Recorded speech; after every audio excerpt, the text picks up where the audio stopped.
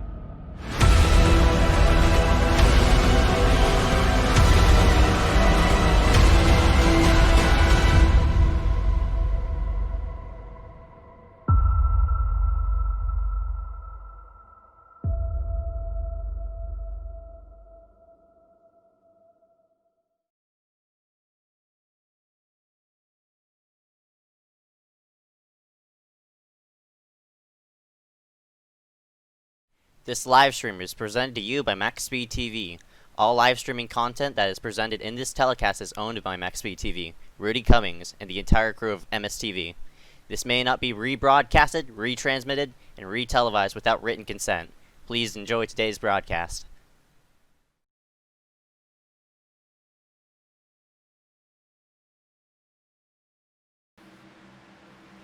We welcome everybody here live for tonight's main event here for the iSCAR RaceLab Cup Series. Round number 2, going to take you all the way to Michigan International Speedway for tonight's 100-lap event. My name is Ezeckiel Reyes.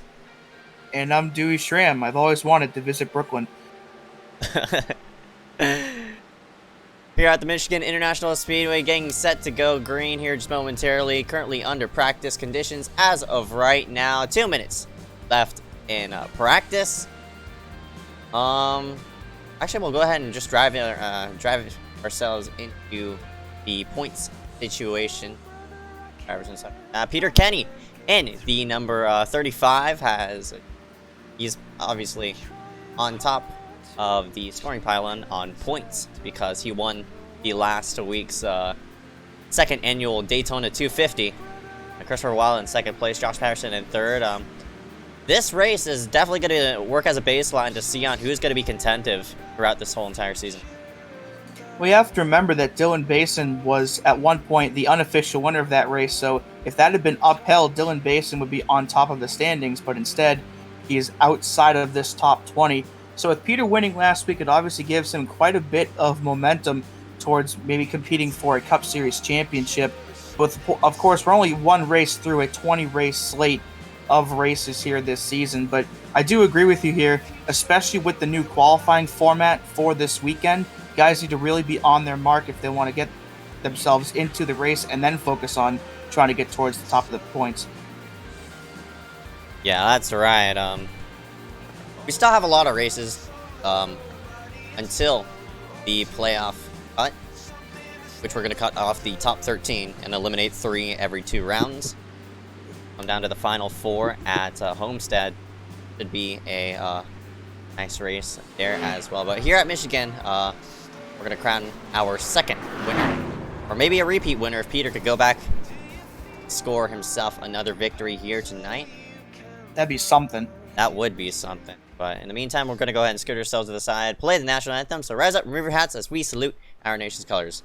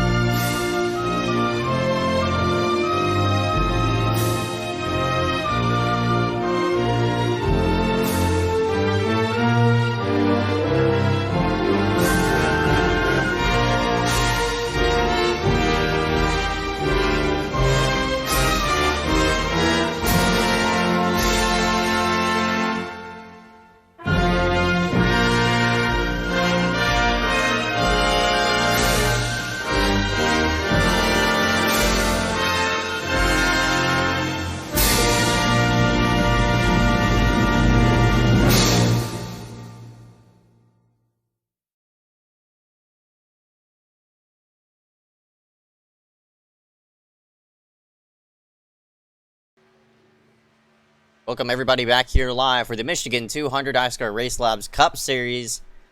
Currently under qualifying as of right now, trying to set the top 43 on who's going to make it on speed and such. A couple of drivers maybe stopping their cars just to hit the reset button and go ahead and rerun their 2 laps. But right now we are seeing our first times out on the board. Eric Heater in the number 28 with a 38.8.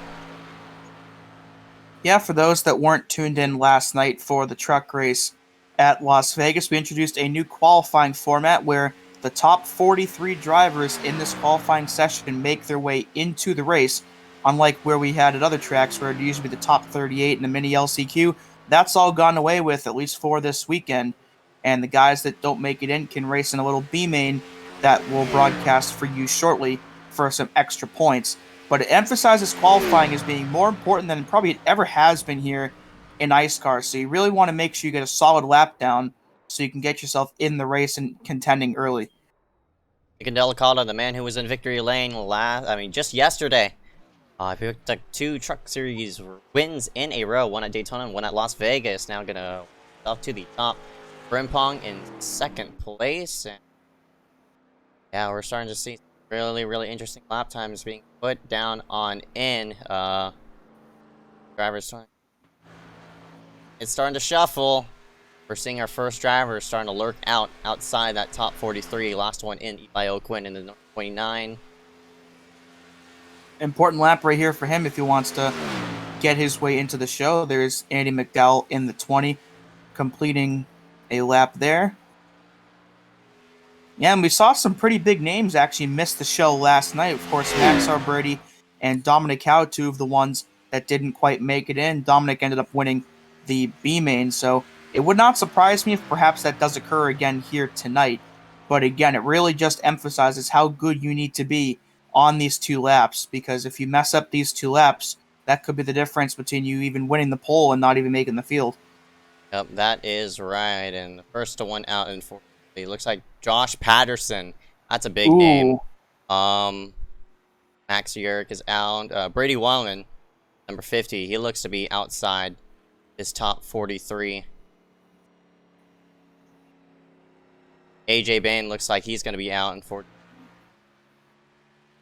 I'll just say this, though. Nick Delicata has been on an absolute tear to start this season off. You just mentioned him winning the first 2 truck races, came really close to winning the Xfinity race at Daytona, and so far on top of the charts here for qualifying tonight. That 10 car definitely has to be one of the championship favorites, maybe not even just for the truck series, but across all of iSCAR this season.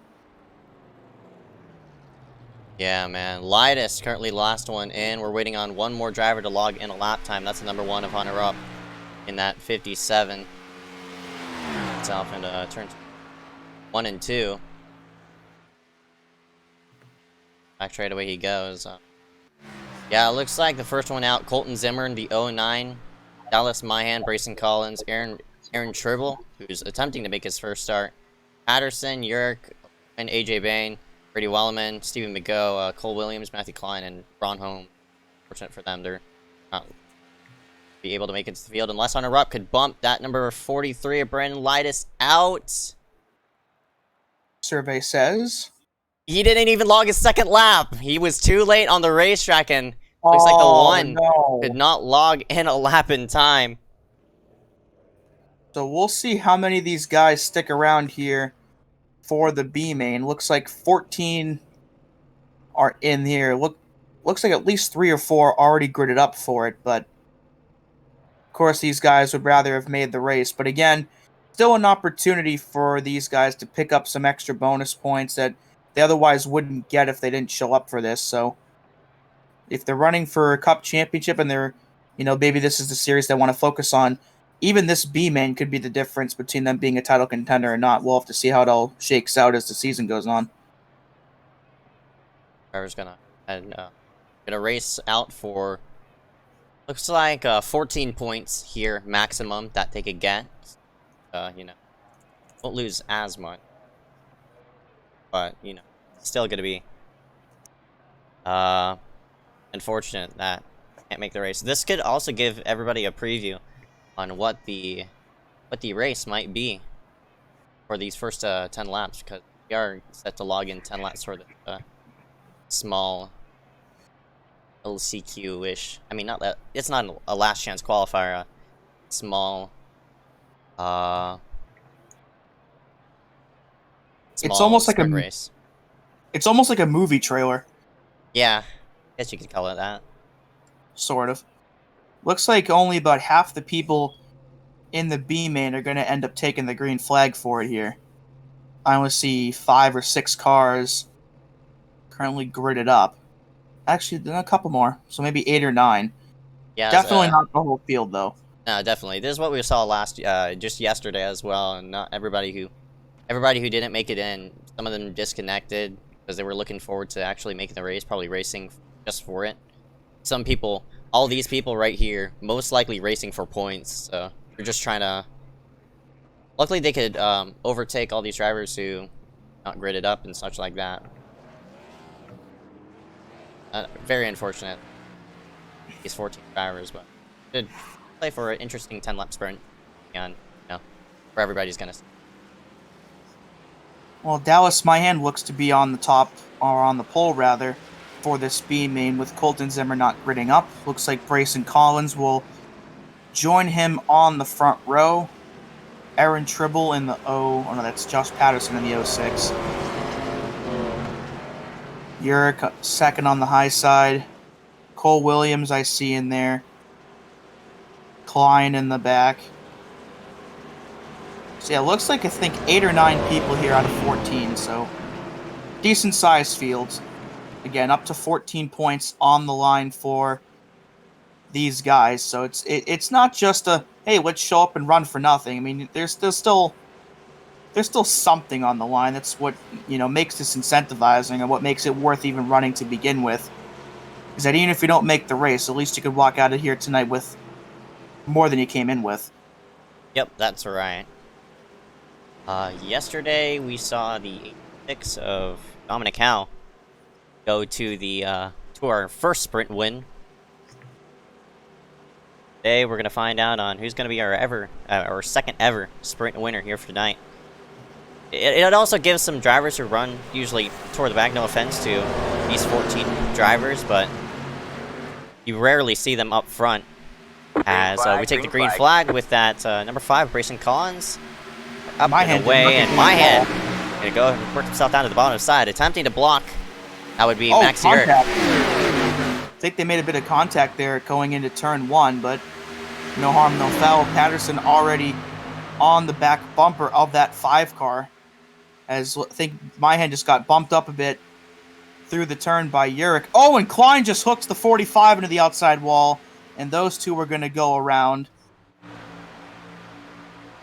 Tough break for the two of them as Collins continues to lead here into 3 and out of 4. Myhan with a move to second with a bit of a wobble. 3 wide almost behind them. Still a good group of 6 cars up here. Hunter up in that number 1 machine, gonna go ahead and bin it into the inside wall. He's gonna call it quits for the day. 9 laps to go.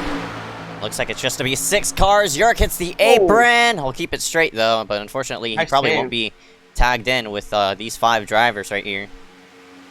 Yeah, definitely some bump drafting going on. You see the 06 pushing the 5 into 3. That's definitely going to be something we will see a lot of tonight in the main event. So, again, a bit of a sneak peek for what we might see in the main event, even though there's only a group of 5 cars up here. Big block by Myhan, and that almost resulted in a wreck, but they keep it all going.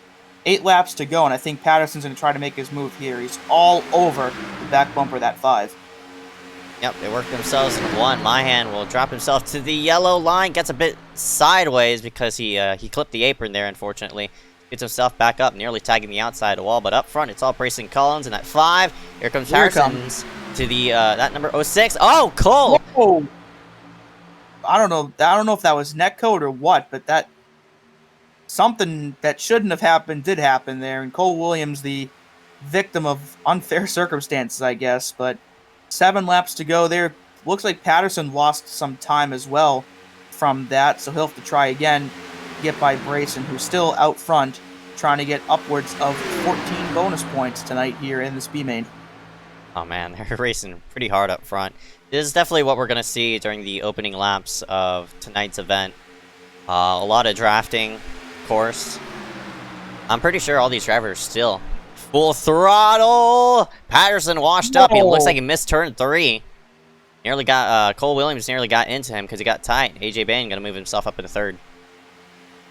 So apparently in the chat, Hunter Rupp said that he set a 38.795 with that lap that didn't count, and that would have been good enough to get him into the field. So a tough break for sure for Hunter. Just missed the field basically by 1 second. So hopefully he'll be back again next week. Contact between Myhand and Cole Williams, and the 42 goes around, and that will be the end of his B main, at least for the win. AJ Bain with a run here on the high side, trying to take the lead away from Collins. We're down to just 4 cars out of the 9 that started, and 3 wide now for second as Collins tries to block all 3 lanes. Go back to 2x2. Across the start-finish line. 5 laps to go, so we're halfway through this small sprint race. Collins gonna put himself down to the bottom side, right in front of the 06 of Patterson. He's done a really good job so far of protecting the lead. Myhand gives him a shove here down the backstretch. Might take a peek for the lead here into 3, but he's not going to be clear of Patterson. AJ is going to look under him now for 3rd. That's the interesting thing about a track like this here at Michigan. You can be that close to taking the lead as Collins wobbles there at a 4, but you can be that close to taking the lead. Oh! Oh, and they all go around, and, well, Dallas Myhand's going to win the B-main, and those are 2 big hits to the inside wall. And just as I was saying, you can go from going to the lead that quickly to being mere seconds off the lead that quickly. You end up going right back into the lead once again. And Dallas Myhand in the 041, the last man standing here in the B main, as Collins, they're trying to get it going again. But AJ's toast for sure. But Collins and Patterson will try to limp it around for 2nd and 3rd, but well, Dallas Myhand just got the B main gift wrapped and handed to him on a silver platter, and he will pick up 14 points here just for showing up. I mean, yeah, cool. Good for him. All these drivers, you know, looks like Patterson might get caught by Brayson. Oh, he's definitely going to get caught. Patterson's got a lot more damage than Brayson does. Patterson and AJ both hit that inside wall really hard, whereas Brayson, I think, only hit the outside. Yeah, AJ definitely had to tow. He got a lot of damage. But yeah, the 5 will more than likely get by the 06. 2 laps to go for Dallas Myhand, who at this point, I guess, can just treat this like a practice session since there's no one around him now. As you see, Brayson's really closing in on that 06, who's Dead sideways. Let him by. So put Brayson up into 2nd. Of course, these are the only 3 cars left on the racetrack, so nothing else to look at here. But yeah, that was weird. I mean, pretty much everybody ended up wrecking out of that B main except for Dallas. Out of 4, white flag here for the B main for that 041. Who was the 2nd car out of tonight's event. Yeah, and 14 points. We'll also get some bonus points. 15 points total for that 04. Very better than nothing, of course. Yeah. Definitely. Away with this 10 lap. Got the bonus. Yeah. Didn't make it.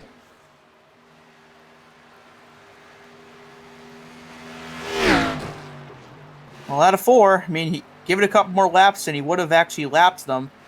But Dallas Myhand is going to slow down. Right in front of the start-finish line. Just going to wait it out for Brayson.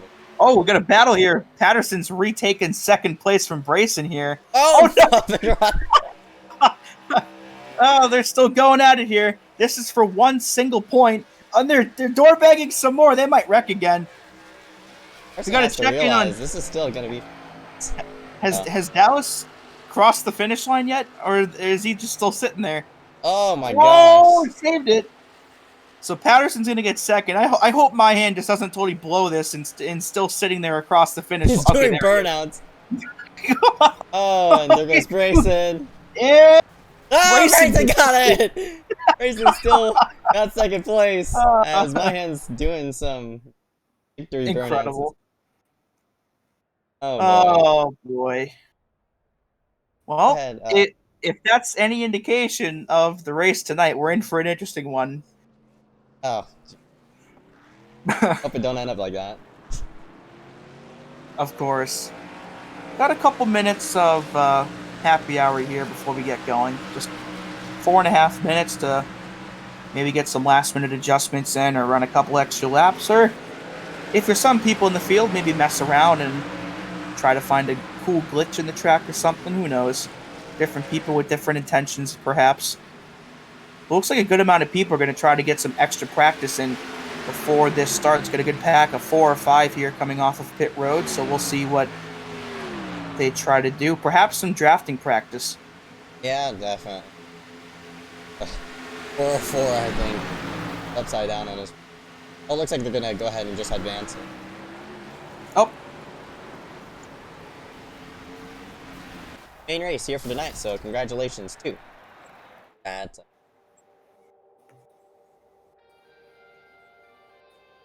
yeah, it is. Nick and Delicato in that number 10 machine. Won yesterday night.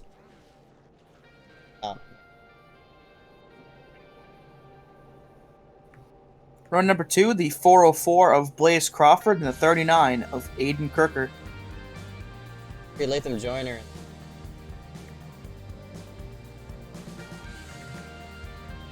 Good qualifying lap there for Burgee. Corey Long leads the SPM charge here tonight in 7th, and Aaron Mulrooney there in 8th. Basically, Malachi Drake around top 10. The rest of the order is going to be shown on your favorite driver. How long? Laps we're going to be logging. Oh, lap, what am I saying? 200-mile event. 200-mile lap. We'll display race analytics. Roll. Miles Nelson there in the 11. I think that might be his first iSCAR start. Yeah, it might be. Derek M. Smith, not the best qualifying run for your defending Cup Series champion. Hopefully, he'll be able to advance his way up through the field as this race goes on. Charlie Byer, last year's 250 winner, starts deep in this field as well, so a little bit of work to do as well. There's your defending 250 winner, Peter Kenny, back in the 30s. So a couple guys up there in points definitely have their work cut out for them if they want to stay up there. As there's your last row on the grid, Brandon Lightus, your last car in tonight's field.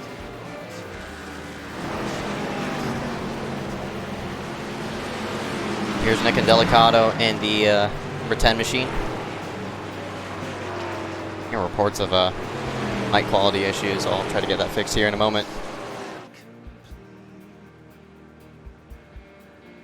Yeah, and Delicato's had pretty much the best start to an iSCAR season you could possibly have. I already mentioned earlier in the pre-race that he's won both truck races already and almost won the Xfinity race, and now starts on the pole here for tonight. So that 10 car definitely the one to beat in iSCAR so far.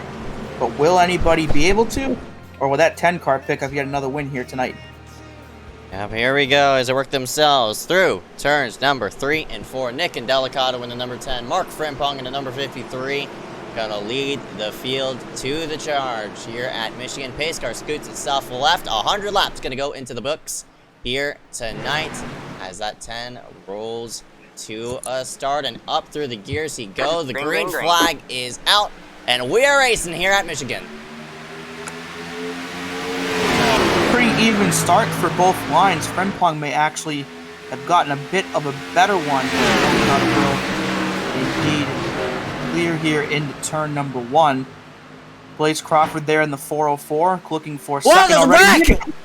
Quinton Warman in the outside wall. Parker White and more people get collected. Hunter Johnson, one of those around as well. Bridger Olson with a lot of damage.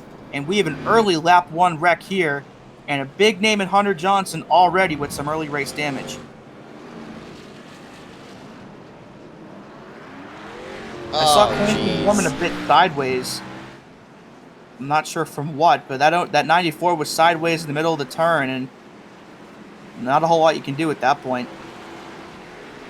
Now, first car sideways was, Corey Long? No, not Oh, Corey wow. Long. These people on pit road started, I think. Yeah. Good choice for them. So we'll get a look at that. So we'll rewind a little bit. I mean, actually, at a track like Michigan, they tend to fan out a lot on the initial starts. They're 3 wide here in the middle of the turn, and nowhere for Parker White to go in that 095. But there was some contact between Warman and who's that white and blue car? I think the 2 of Marooney? Marooney? Get a different angle, or as we scroll through just about every single angle right there. That seems as though Warman just washed up. Well, Rooney's coming down. Probably made him trying to make the corner. In the 96, that's Sampson, I think, got some. And then here, all these guys trying to slow down to miss it. Warman gets even more damage, hitting Bridger Olsen. He might be done for the night. You saw Hunter go around. There's another car.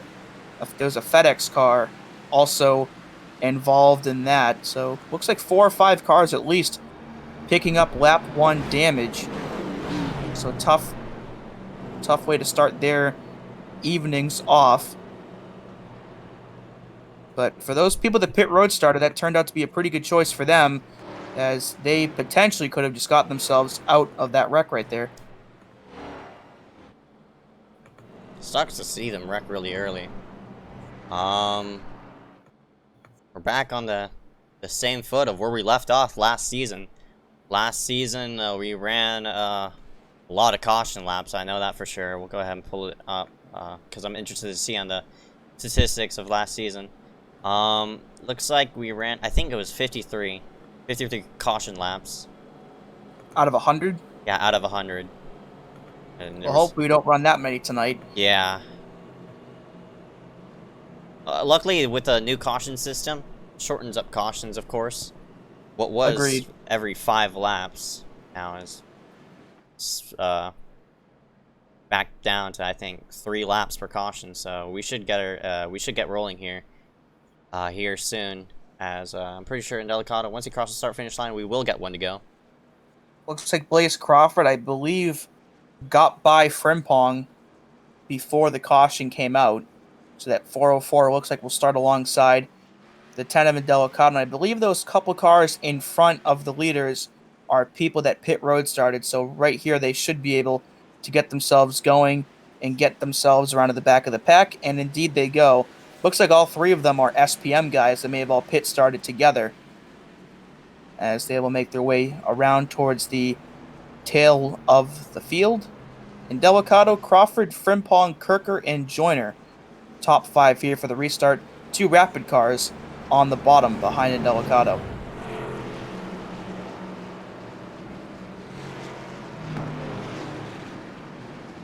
So perhaps some... go ahead. Yeah, we'll get ourselves back rolling here on lap number 5. You can go ahead, though. No, I was just going to say perhaps some early race jitters, maybe trying to get used to... I mean, we saw what they were doing in practice, but of course the actual race is a whole different animal. So perhaps that's just some, I wouldn't say nerve, but just some early race stuff that sometimes happens. But we'll get ourselves going here for our first restart of the night on lap number 5. 42 other cars trying to stop the unstoppable car so far, Nick and Delicado. 96 laps to find out if anybody can, in fact, beat that 10 car. I mean, for Delicado in that number 10, has to be a bit worried on restarts. He's sort of a sitting duck, as everybody's going to stack up yet again. We will go here. Back green. Delicado held the field back just for the moment. We go up and away here on lap number 5. Bit of fanning out toward the back. A couple people just trying to pick up more positions on the restart. Speaking of restarts, that was a product of everybody just trying to get as many positions there on the initial going. Because usually when a lot of people are slacking off in the top 10, you could easily pick up spots left and right. And now up front, looks like everybody keeps themselves. No, never mind. We got another wreck. Caution is out. Caution is out. One couple cars go around on the backstretch, a few into the inside wall. John Cannizzaro there in the 74, one of those involved. Couple other cars I saw spinning down to the bottom. That's a yellow and black car. That might be Tyler Wynn. So another early caution. But this starter looks like around mid-pack out of turn 2. I wonder if somebody may have slapped the wall and stacked a bunch of people up. We'll have to see right here. It's like behind Garrett Hess and Aaron Brown. Oh, that's interesting. Oh, nowhere for those guys to go. Looks like a netcode spin for someone there. Dejani. That's the 73 of Lightus, who was the last car into the field tonight. You just mentioned Dejani. Nowhere for Lightus to go. Dejani got netcoded into that. Yeah, I think Lightus and Dejani netcoded right here. Lightus went down to miss it. I think that was definitely netcode there for the 4. Yeah, I'm not sure what happened there with Cannizzaro. Good job by that. He just washed up the track and bounced off the wall. Good job by that red and black car to miss this. Not really sure what Cannizzaro is doing. Big hit for him. That might be the end of his night. But another early one. And Delicato still the leader, but it looks like Frimpong and Joyner both got by Blaze Crawford, as well as Aiden Kirker. So the 404, not the best of restarts for him, so he'll be back in 5th for the next one. But nope, not the one to go. So the Rapid guys already quick at work and making their way up to the front of the field. But Fowler and Delicato, I'd choose that inside so they're not lining up together. Yeah, that's one advantage the leader could do. You could separate the teammates from working together. But, I mean, it's all in those teammates' favor, because if Delicato wants to jump the restart, he's gonna, that 53 of Frimpong is just easily gonna scoot himself right in front of the 003 of Latham, and they're gonna propel themselves to the front around that number 10, unless the 10 wants to go on green and maybe stack up the restart just slightly. Not too much, in which will cause an accordion effect, but enough to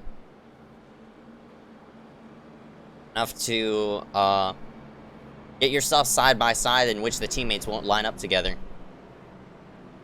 You don't want to do it too much either, though, because if you pull out too far by themselves or by yourself, we just mentioned the 2 Rapid cars sitting there in 2nd or 3rd. They could potentially work themselves together, almost like it's a play track of sorts, and catch up and maybe even blow right by you. So, you know, of course you want to be the control car on restarts, but at a bigger track like Michigan, you have to play it more interestingly, like you're at a plate track, rather than if you're at a track maybe like Kansas or even a short track.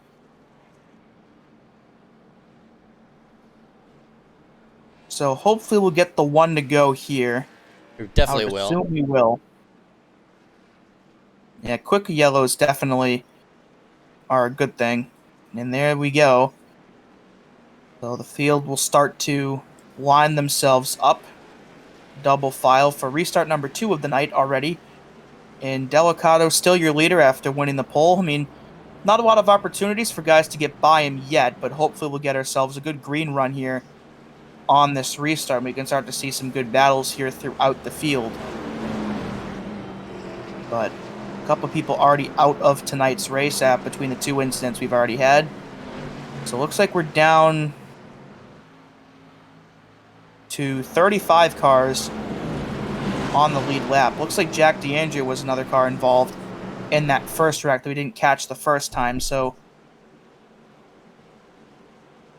this is an opportunity for Peter Kenny, with some guys potentially out of the race so far, to maybe gain some more points, but currently sitting in 27th, so some work to do for that 19. I mean, he still has a lot of racing right in front of him. There's still plus 90 laps on the still yet to be logged, so still sort of I guess a waiting game on when you want to push.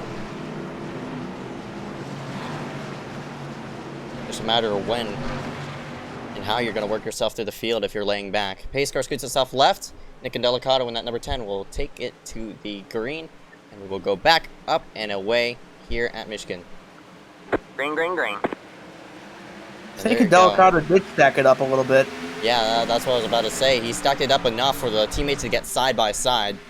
So, good strategy for him. Played it almost perfectly, as Joyner will get by his teammate for second place, and Frimpong may not be done in terms of losing positions, as Aiden Kirker in the 39 makes a move to his inside for third, and maybe even for second here. Good run for Kirker out of turn number 2. Bit of blocking by Indelicado there, and there you see that 39 into this lead picture. Lacey Cool in the 40 up there now as well, trying to make a charge up there, and Crawford got punted way up the hill, and he's going to lose quite a few spots. Top 2 now all single file. Alright, the 003 Latham Joyner trying to find himself to the low side. He faked out inside. Here. That's going to be tight around 10th place. There's a huge gaggle of cars right there. They got to be really careful to not end up causing another incident.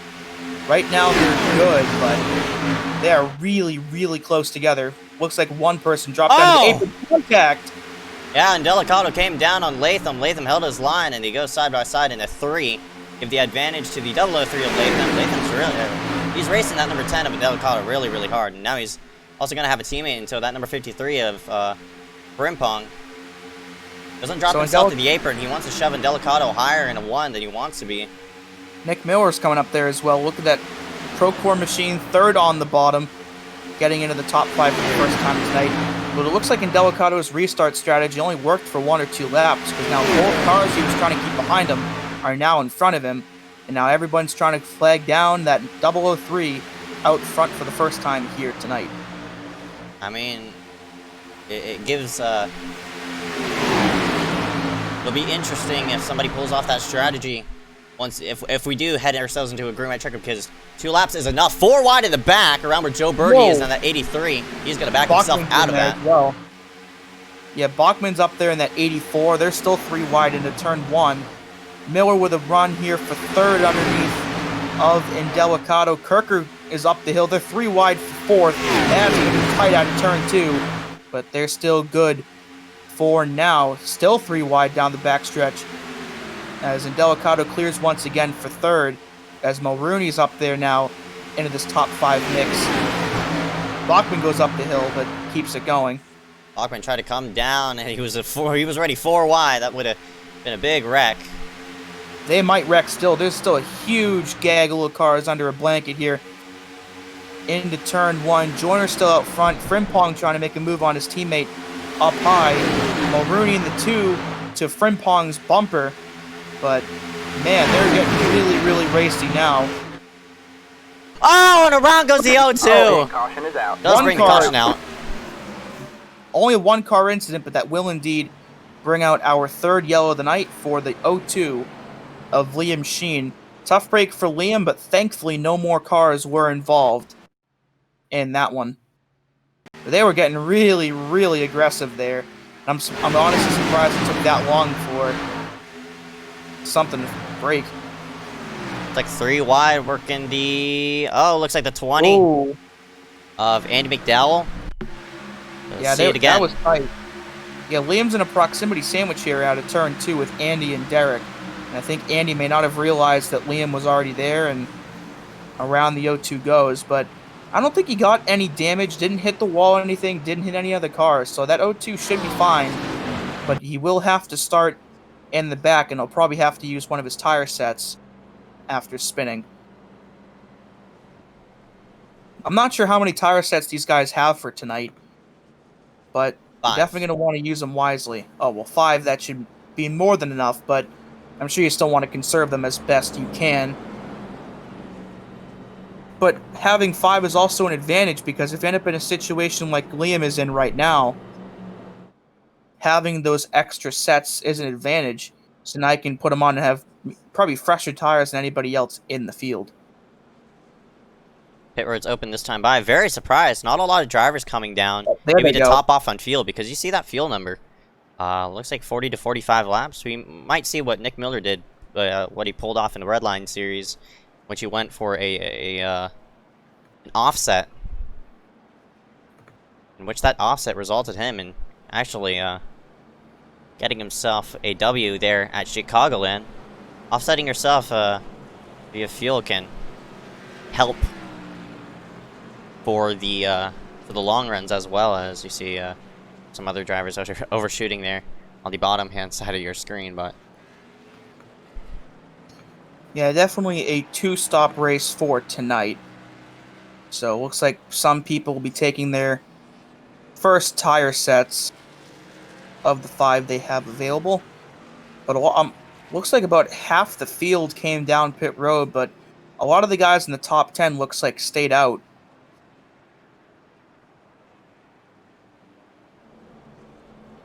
everybody from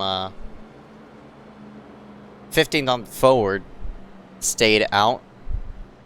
I think Peter also stayed himself out. He actually came into caution ago, or a couple cautions ago. And number 19 did.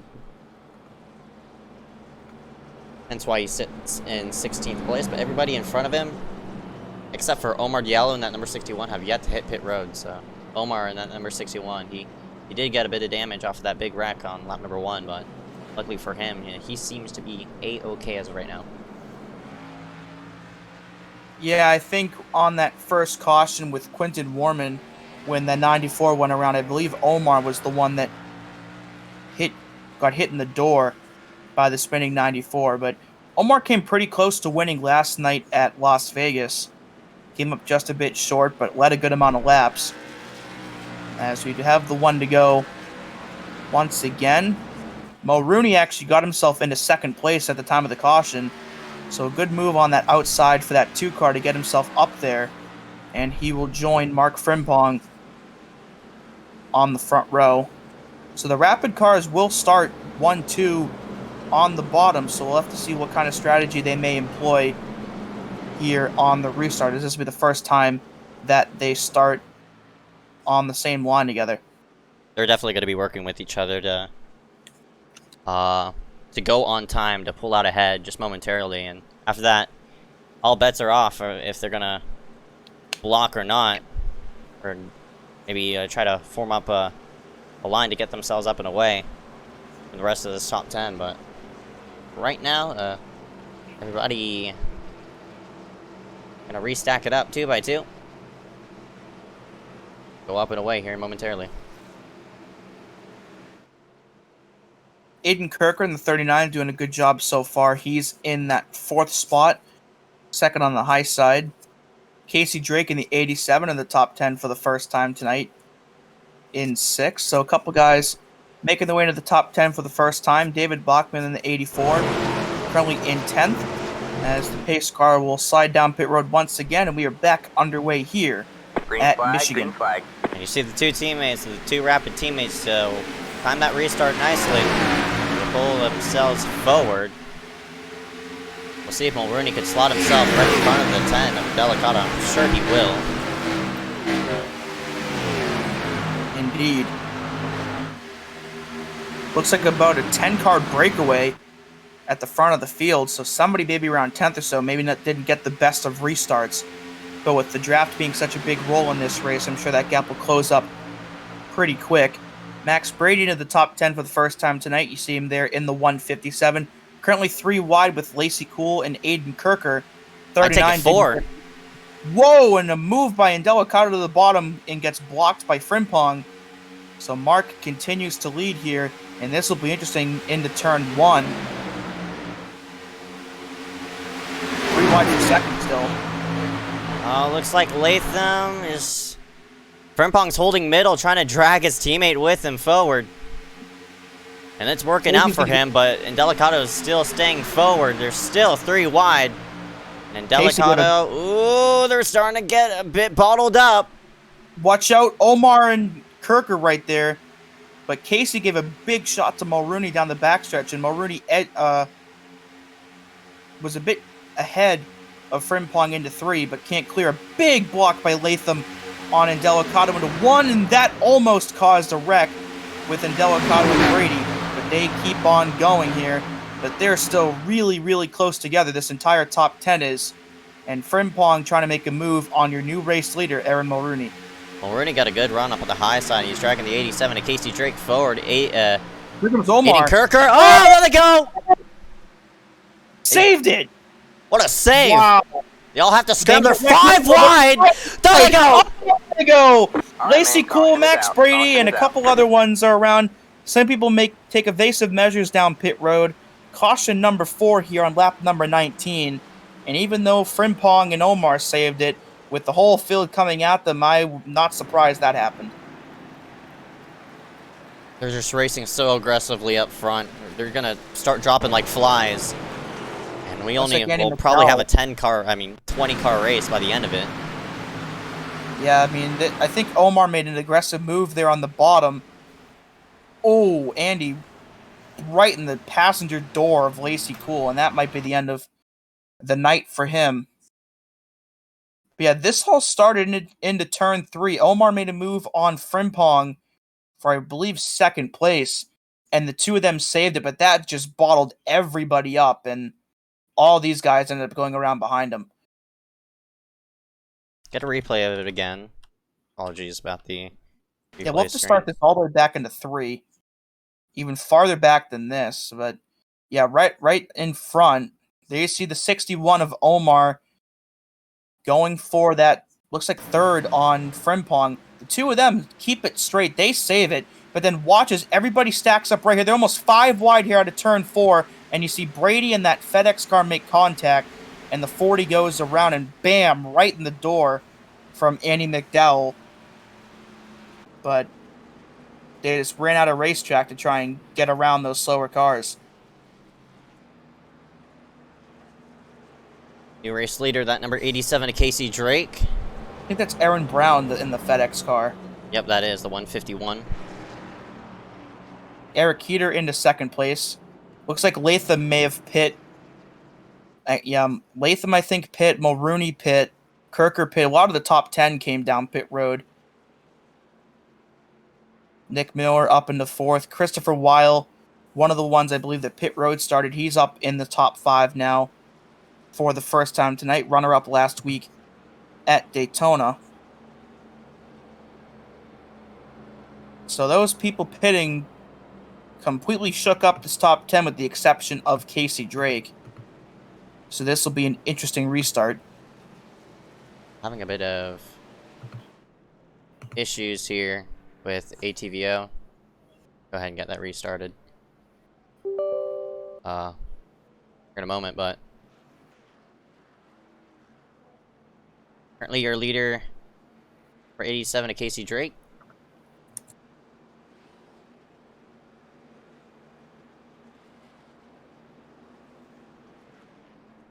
Not much to be said since we have yet to drive ourselves into a good deep green flag run.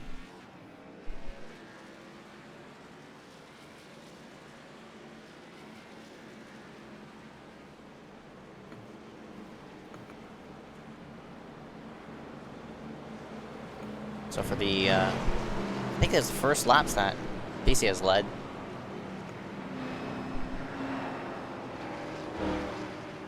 All right, man.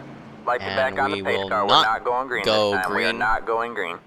For this time, looks like a couple cars trying to situate themselves and get their positioning right. So we'll take one more lap around to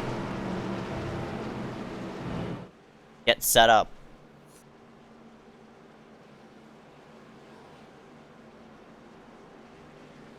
Some new names now inside this top 10. Garrett Hess in that 777. Peter Kenny now in 9th place. And Carson Poindexter in the number 21. He's now in 10th.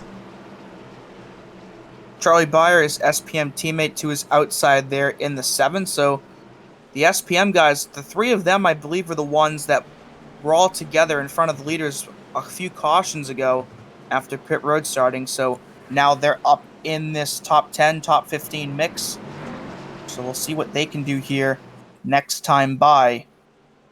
But it looks like, I think somebody else pit. Aaron Brown did. So now Chris will be second on the bottom.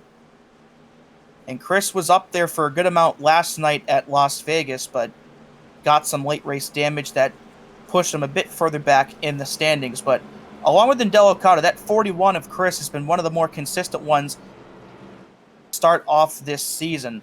One of the ones definitely to keep an eye out for, not for even multiple series championships as the season progresses onward. Of course, Chris started off Speed Weeks with a win in the Yost Auto Sales Series and finished second to Peter Kenny in the 250. So the 41, Lycan Delicato, off to a really strong start here in the 2020 Winter Series.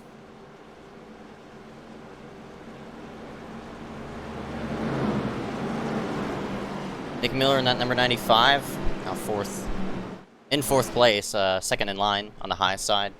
He's working Another himself FPM forward. car. Yeah, Nick, one of the newest members of SPM, so 3 and 4 for them, and 9th and looks like 12th. Casey A good Drake, amount of I them. think, is on. I forgot what team he's on.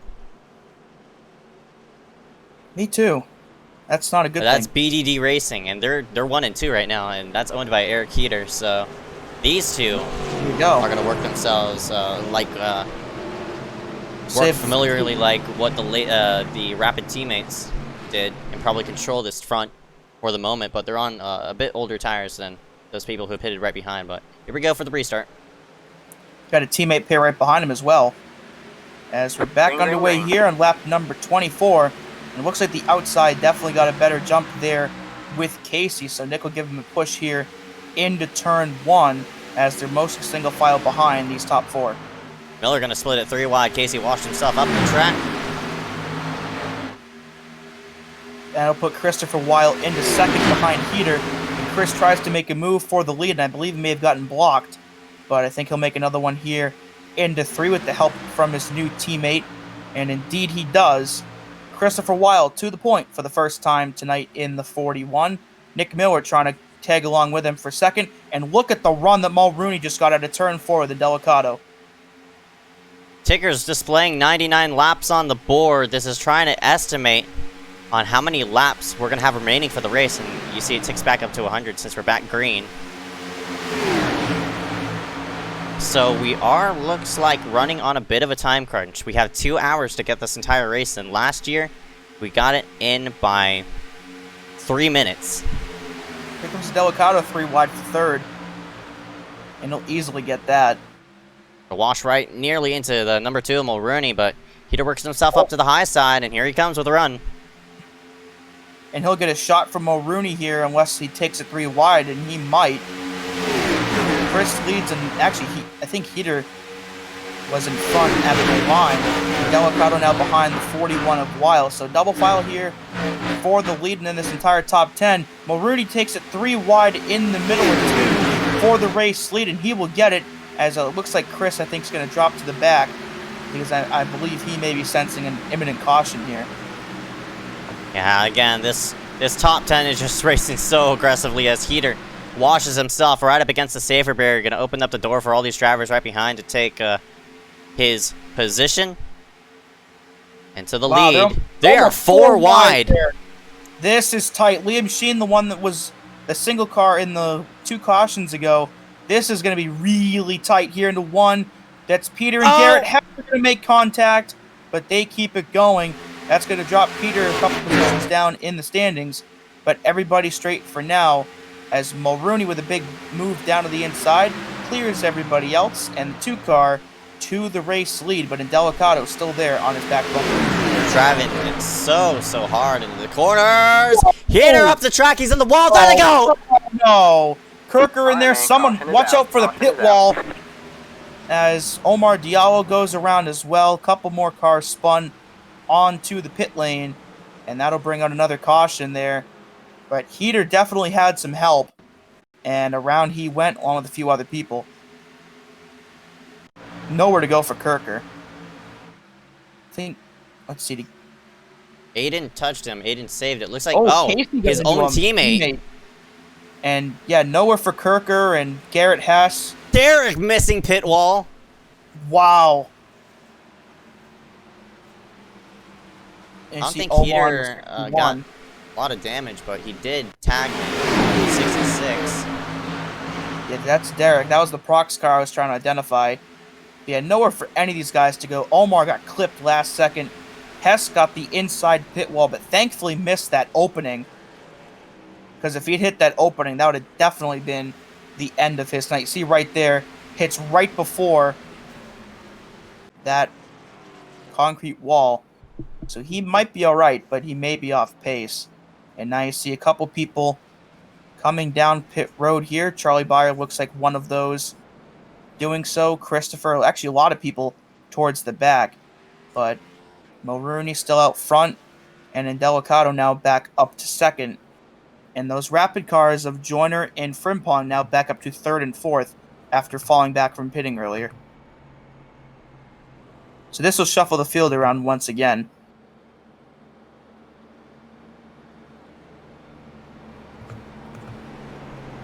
I'm interested to see on where the positions are. Who's gained what? Mulrooney's up 7 and Delicato's down 1. Look at this whole entire top 10. They're in the double digits, maybe above 20s. They're coming out of nowhere to get themselves inside this top 10. You see, it looks like from 10th on back, or I'd say 13th on back, drivers losing a lot of spots ever since the start of the race. Of course, still have a lot of time to regain those spots back, but the 404 Blaze Crawford, minus 10, where he started. Yeah, Blaze was involved in the last incident out of turn 4. So that's where you see the rear end damage for that 404. But man, look at Bianchini, started in 42nd up into 6th, and Liam Sheeny was one of the cautions up to 5th from 38th despite that. So 5th and 6th, far and away, the hardest charges of the night so far, and I still think we should start awarding a point for whoever gains the most spots in a race. Don't at me. Bianchini, and he started himself all the way back at 42nd place. Get the one to go signal this time by. Some of this information is going to be incorrect because I did restart ATVO, but you do see a couple of people who did recently hit pit road, the 157, 79, I mean not 79, 00, 84, 404, 90, hence why they're probably back there in the meantime. Or the meantime, excuse me. So Mulrooney, another one of those off to an interesting start to the season. Of course, initially missed the 250 by being the first car out in his duel, but I believe still raced after a few people weren't able to make it, and then rebounded from that and won the Xfinity race after they wrecked out of turn 4. So that 2 car with a rather peculiar, I guess, start to the season, but trying to add another win here tonight for him, and we'll see if he can keep himself out there. But that pole sitter of Nick Indelicato trying to get that lead back on the outside in the 10, and the 2 rapid cars, 3rd and 4th, hungry to get back up there as well. So I think in terms of the people up here, this might be the most interesting restart so far of the night. Yeah, we got a lot of talented people up here as well. I'm just interested in hopefully they'll race as clean as possible because we've seen a lot of contact. And speaking of contact, pushing up front, Mulrooney gets booted out sideways because he was getting a huge shot from Latham Joyner. As Frimpong going to take it 3 on the high side. He's not going to go anywhere though because he has no help, but unless he has the run coming into 1. Here comes Liam for 3rd on the bottom. So already a couple spots gained for the O2 off the initial start. He may even try to make a move for the lead here out of turn 2. And Delicado will they make a wide. I think Liam thought about checking out but decided against it. And then Delicado retakes the lead. Where did Peter Kenny come from in that 19 car up into this top 5 now for the first time tonight? Oh, he's getting squeezed by Sheen. Oh my goodness, that was close right up off the corner. But Kenny, he's severely damaged. That number 19 is, luckily for him, he's in the draft and he's able to stay with these, looks like this entire top 5 for now. But once a long run kicks in which I don't see one happening, Kenny's definitely going to start falling off. But right now, toward the front 3 wide yet again, and Delicado in that number 10, stuck in the middle as he's getting sandwiched by the O2 and the 2. Mulrooney tries to take it 4 wide. Latham leading that high side. Looks like Aaron's gonna go with Latham Oh! for now. Oh no! And there goes Liam. Did he just save that? He might have saved it, but I hope he saved it. yeah, it looks like he did. He's keeping it straight. He's still wheeling it. The car does a Whoa! wheelie. Sam Hornish flashback right there at Daytona. Oh no! Oh! Oh Man, no! caution Oh, is that's out. insult to injury for Garrett Hess. And hits him again.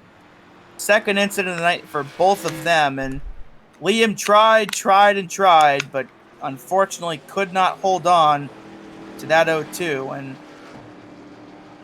man, that sucks for Garrett, man. Yeah, that was bad. He was trying for the entire front stretch to keep that straight and almost had it. But once he ramped off the sponsor area there, that was all she wrote, and nowhere for Garrett at all to go. Yeah, right here he had it going, and then he ramps right there, and I think that's what did him in. Well, And then the as well as the transition back to transition pavement. from the grass Yeah. to the asphalt. I think those are the only two cars that got damage from that. But we'll have to get a look at the initial wreck as well before that. But I think he may have washed up a bit and gotten, I believe, in Delicato, I want to say, and got him down there. Yeah, that's unfortunate for both of them. Go under caution yet again, So that's what, 5 or 6 now, I think? I think. Something like that. So we're definitely starting to trim the field down, of course. Full 43 car field to start the night. Looks like we're down to 33, 31, something like that on the lead lap. So we're slowly starting to have some people drop out of the race. Yeah, last time we went here, we had 13 cautions. I know it was caution fest last season because, of course, the Cup car offers a ton of draft and a ton of options, especially when you're full throttle 24/7. There's just bound to be cars colliding. It's just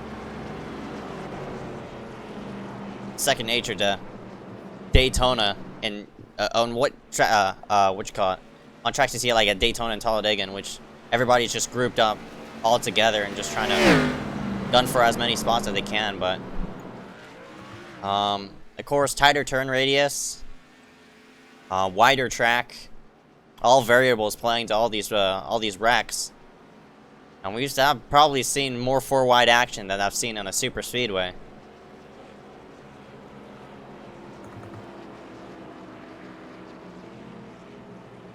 Yeah, this basically is, I mean, of course, it's a much longer track like a super speedway, but it definitely drives much more like a Daytona or a Talladega would than a regular 1.5 mile cookie cutter type track.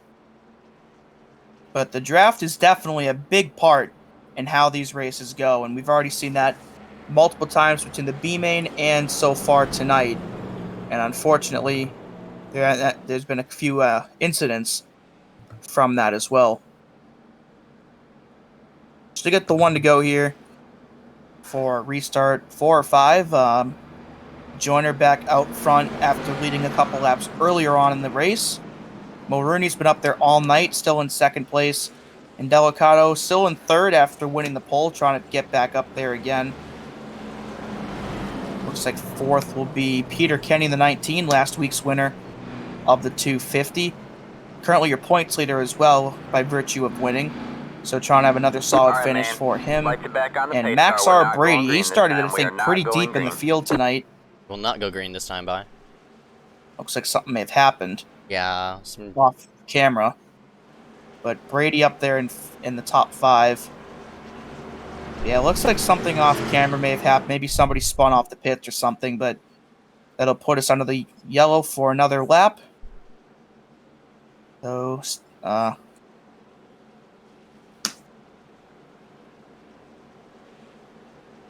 yeah, it's just a lot of variables playing into these, a lot of similar variables playing into these cautions. Everybody just grouped up together, trying to find real estate on where they can make the move and where they can't.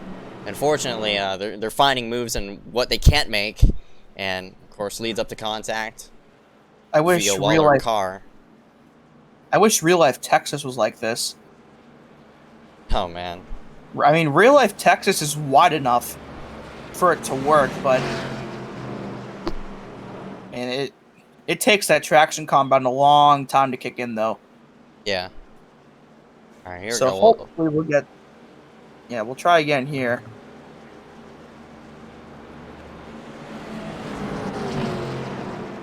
So the top 5 remains unchanged. Looks like Frimpong's actually 5th for now.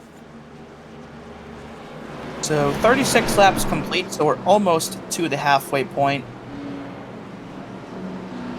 4 or 5 cautions already. I mean, they've been pretty aggressive all night, so I'm not really surprised that we've seen this many incidents, but hopefully at some point tonight we can get a longer green flag run and maybe see some green flag strategy somewhere, but at least for right now, I guess that's the hand we've been dealt, but we'll try again here and see if we can get a good stretch going. But regardless of whether we do or don't, this has still been some really exciting racing for what we've seen so far. Similar to what we saw in the truck test session as well, in which we saw a lot of aggressive maneuvers being made. Of course, big wrecks, unfortunately, but here we go yet again. iSCAR's going to scoot itself left, and we will go up and away. By the way, the race summary panel is incorrect because I did restart ATVO, but that 003 of Latham Joyner will lead the field to the start. He has his teammate tucked up in 5th place, but Mulrooney up on the high side, getting a push by Peter Kenny in that number 19. They're going to power forward. Green flag, green flag. Looks like somebody's either making it 3 wide or maybe trying to drop to the back. Looks like that's a red car. But Latham clears here into 1. Mulrooney takes 2nd place. And Indelicato trying to make a move on the bottom, but Peter got a really good restart and at least momentarily up into 3rd for that 19. But Indelicato's going to have a big run down the backstretch into 3, and Mulrooney going for the lead here. Is Peter going to take it 3 wide? Oh, he might get squeezed, Indelicato! Oh my gosh! Man. That Found himself close. to the bottom, though. Indelicato luckily place. lifted out. And what a story would be if Peter starts off his Cup season with back-to-back wins, trying to gun for the lead here after winning last week at Daytona, make some contact there with Indelicato, and maybe left out to dry in terms of draft. But up into 2nd so far for that 19, not quite up to the lead so far. Indelicato, meanwhile, trying to get that lead back after winning the pole here tonight. Yeah, Peter lost a lot of momentum in 1 and 2, and he's getting swamped 3 wide. Now on the low side is Frimpong, and Aaron Mulrooney is going to get clear momentarily of that 2nd and 3rd car. Max Brady up there in the 157 trying to make it. They're 4 wide for 5th or 6th right behind these guys. That's Nick Miller on the apron trying to pick up a couple spots, and it looks like he will as Mulrooney continues to lead here, and Indelicato makes another move onto the bottom side underneath Joyner for P2. Look at the 0-0 of Ryan Kendrick up. Where did he come from? Haven't talked with him all night so far. Up there in the top 5. We'll see what he can do with the guys here. Here comes Nick with a move underneath Indelicato. Wow, he drove it in there. What a move by that 95. He may even get 2nd here out of turn 4. Oh, they're 3 wide for the lead, though. Whoa, Mulrooney. That was close, and he'll come down and block Nick as well. And Latham may have a run here on the high side into 1. Almost contact between Joyner and Miller, and they keep it going. Peter was all the way to the apron and trying to get himself out of harm's way. He's going to wash up nearly into, I think that was Blaze Crawford. Right now up front, battle for the lead. Here comes the 95 and Miller. He's going to work himself down low at Mulrooney, but Mulrooney's doing a nice job of holding ground in middle. And that's where the line is usually at. You could pin cars down all the way to the bottom side of the racetrack so they can't get a run on straightaways. And that's just playing effect in favor for that number 2, Mulrooney. Unless some drivers are going to stack up that inside line and blow by that 2 on straightaways, I just don't see it happening for Miller. And looks like Latham, I mean, that was not Latham, that was, I don't know, Frimpong. No, it is Latham. He gave a shot to Miller down in there in turn number 1, but unfortunately he just doesn't go anywhere. But now, since they're starting to stack up on that inside line, Miller gonna say, no to that number 10 of Indelicato. Cut him out there down the middle of the backstretch. Latham pulling a 200-mile-per-hour bump and run. Man. See Christopher Wilde there in the 41. That's the pink car off to the right side of your screen. He's in to this top 10 mix once again, trying to get himself up into the lead. They're going, looks like single file for the first 2 or 3 cars, but I'm sure that won't be the case for very long, as Miller tries to make another move, but gets the door shut on him, and at the same time, Latham, another move here for second, and look at Chris now up into 4th on the high side.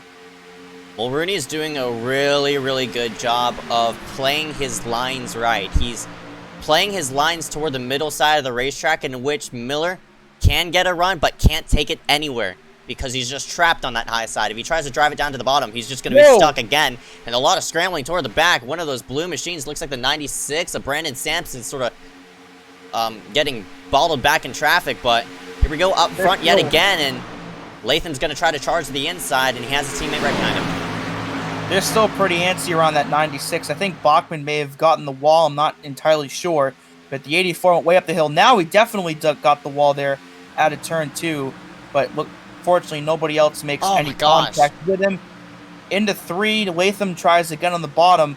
But you mentioned it. Mulrooney's doing everything he can to keep everyone else behind him, and he's doing a really good job of it. Wow, that's like the 5th time that Latham has doored that 95. He's about to turn him, and you don't want to turn an admin. Frimpong looks like he's blinking a little bit. Hopefully that doesn't become a major issue as the race goes on. Mulrooney's still up front, going from high to low, low to high, maintaining the lead in the process. And yeah, he's pretty much killing any run that Nick gets by weaving like that, and by doing that, still able to stay out front as we near lap number 50. Miller's going to try the inside, though, right to the bottom side of Mulrooney, but I think they're going to be stalled yet again. Miller's going to drop himself all the way to the apron. No, Mulrooney's going to follow him down there. Miller going to hold ground in the middle. He doesn't want to drop himself all the way to the bumpy apron, and they're side by side for the lead. We'll see if Latham's going to give a shot to the 95. Is it going to be good enough to push him to the lead? Looks like it will. New leader, the 95 of Miller. And that might bring Latham with him. That could get him second on the bottom. And whoa, Mulrooney with a big move to the bottom there. And he will try to retake the lead here into 3. They're 2x2 as if it's like Daytona or Talladega. But this is in fact Michigan. But man, does this track race like it's Daytona. And out of 4, Mulrooney retakes the race lead away from that 95. And here come the 2 rapid cars on the bottom trying to get up to the front themselves. Oh my gosh, Latham yet again. There you go. Oh, there we go. No. I saw that coming from a mile away. I just knew it would happen. It was going to happen. And Latham finally just turned Miller. And Wild got collected in that. 2 SPM cars. That was about 5-6 doors I counted there before they finally wrecked it. And that'll bring out... That was our longest green flag run of the night up to this point. But we'll be under the yellow once again. Yeah, you mentioned it. Latham adored that 95 a couple times, and you can only do that so many times, and did it twice right there. And nowhere for Christopher Wilde to go, Nick's teammate, who goes down to the inside. I think that's Max Brady, also collected up in that mix. I think that may be the only cars involved, only those 3 or 4. I think everyone else may have actually avoided that. Kudos to them if they did. But that will once again shuffle this top 10 around. It looks like Mulrooney still out front though, but we'll have to see if he got any damage from the contact with Nick. I don't think he did. It was just Latham and maybe Frimpong. I think Nick may have hit him in the door. I think when Latham and Nick hit, I think Nick may have hit Mulrooney's door before going around. But it was close regardless. But a tough break for Chris, who got himself into the top 10 and was starting to get himself up there to compete. And he got, he had nowhere to go. Nick came back up the track, and Chris is on that high side. So he'll probably end up having to pit here for damage repair, and we'll see if anyone else does. Everybody's like gonna hit everyone's pit moving down. road, so All right. But a reminder, though, that if we do go green the rest of the way, that these guys are not good on fuel from here, with a 40 to 45 lap pit window, currently sitting at 52 to go. So if this goes green all the way, we will see green flag stops at some point tonight. But with the way this race has gone, I don't envision that happening. Mulrooney misses his pit road. Oh my goodness, he missed his pit. He missed his pit box. So he'll retain the lead, even though that happened. There may be some fuel-only stops here. It wouldn't shock me at all if that happened. Looks like Frimpong will be second off the grid. Kendrick, Drake, I think Aaron Brown fifth, Burgee.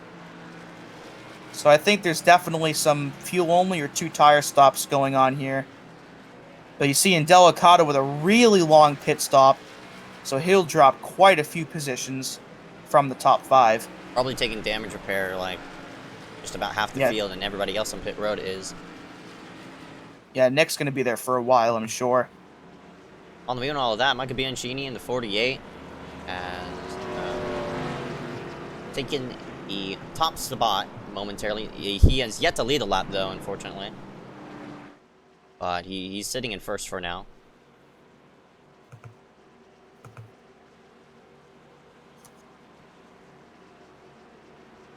Pretty sure he's going to head himself on a pit road, so yeah, he will. And Mulrooney will also probably follow in suit.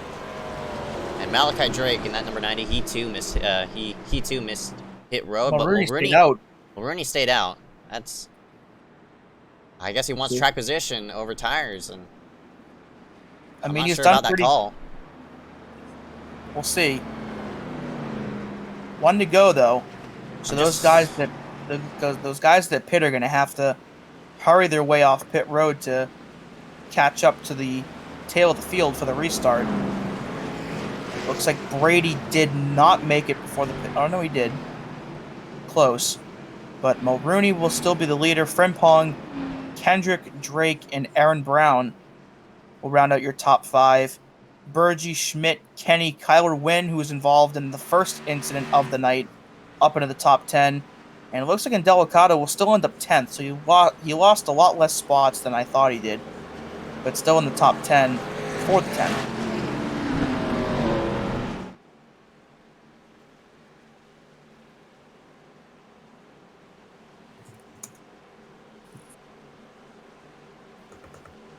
Here we go. Try it yet again. Mulrooney back up front, but you know, he's on way older tires than the rest of the field. This whole entire top 16 did hit pit road. So we're at the halfway point tonight. So this will be lap 51 when they go green. You see Mulrooney, the only one so far with double-digit laps led. So we're trying to get a bonus point for leading the most laps, and if he stays out there long enough, he, of course, will do that. But it has to fend off the Rapid Car and Kendrick there. And we are back underway here at Michigan as we have hit the halfway point in tonight's race. Frimpong gonna scoot himself behind that number 2. Look how many damaged cars are toward the back as they get themselves going through the halfway point now. Mulrooney gonna hold up high. Latham's probably gonna power himself to the inside really easily, but opens up the door for the double zero. Kendrick to the low side. Here comes Kendrick, that double zero. He's trying to drag one of the big Aaron the Brown. 151 of Aaron Brown with him. Joe Berge up there as well. Aaron picked up damage from one of the earlier cautions, but he's back up there in contention. Burgee, I think, qualified in the top 10, but hadn't run up there all day. Now up there into 4th, so we'll see what he can do in that 83. Big shot that Frimpong gave there to Aaron Brown across the line, but Kendrick will clear into turn 1, and that double zero leads his first laps of the Cup Series season. Berge washed himself up the track. Looks like got really loose or tight. Gonna get split 3 wide and up to the high side. William Schmidt out of nowhere. Where'd he come from? Into turn 3, the 79 goes into 4th. Oh, may have possibly been a netcode there. He was just trying to get himself down, maybe alongside the 53. Frimpong was entering a bit slower than he thought he would, so he had to back out of it. Kendrick still out front here. 3 wide further back, Kyler Wynn, Mulrooney, and Peter Kenny. Those 3 cars there. Looks like Corey Long in the 93 right behind them.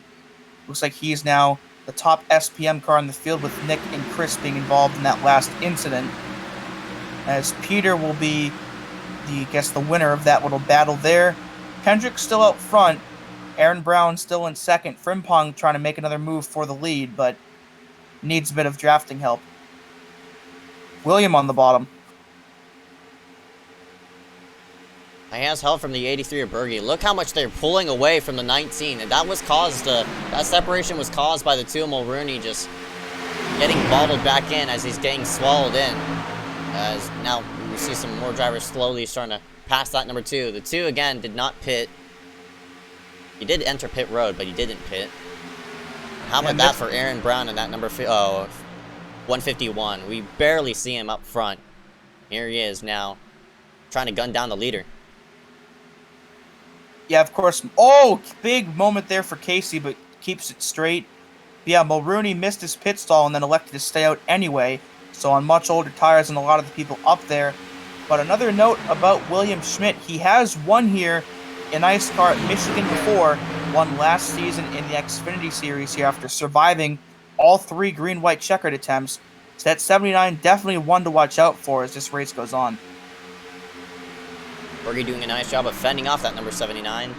This is the first time they're running up here in this top 5, and because of that, I see not as aggressive racing as I thought I would. There's barely a lot of cars left who are really competitive. The whole field's almost single file all the way back, which is the first time we've really seen that all night. But as we say that, Frimpong making a move here on second underneath Aaron Brown. Looks like he may get that out of turn 2, but Casey may end up giving that 151 a shot down the backstretch. Oh, he got misaligned, had to back out of it, so I think they're going to be stalled momentarily, but the arrow push is going to give it to the 87. Berge's trying to find himself in the mix as well. Aaron does, in fact, Corey Long out of nowhere. Whoa. Nice move by Corey down to the bottom. I think a couple of those guys in that second pack got enough of a draft to catch up. And that 93 car looking for a top 5 spot for the first time tonight. Frimpong blocks a move there by Casey Drake. And man, what a great job that Corey's doing here, getting into the top 5 at this point in the race. He's going to be left by himself as the 2 BDG teammates up on the high side work with each other.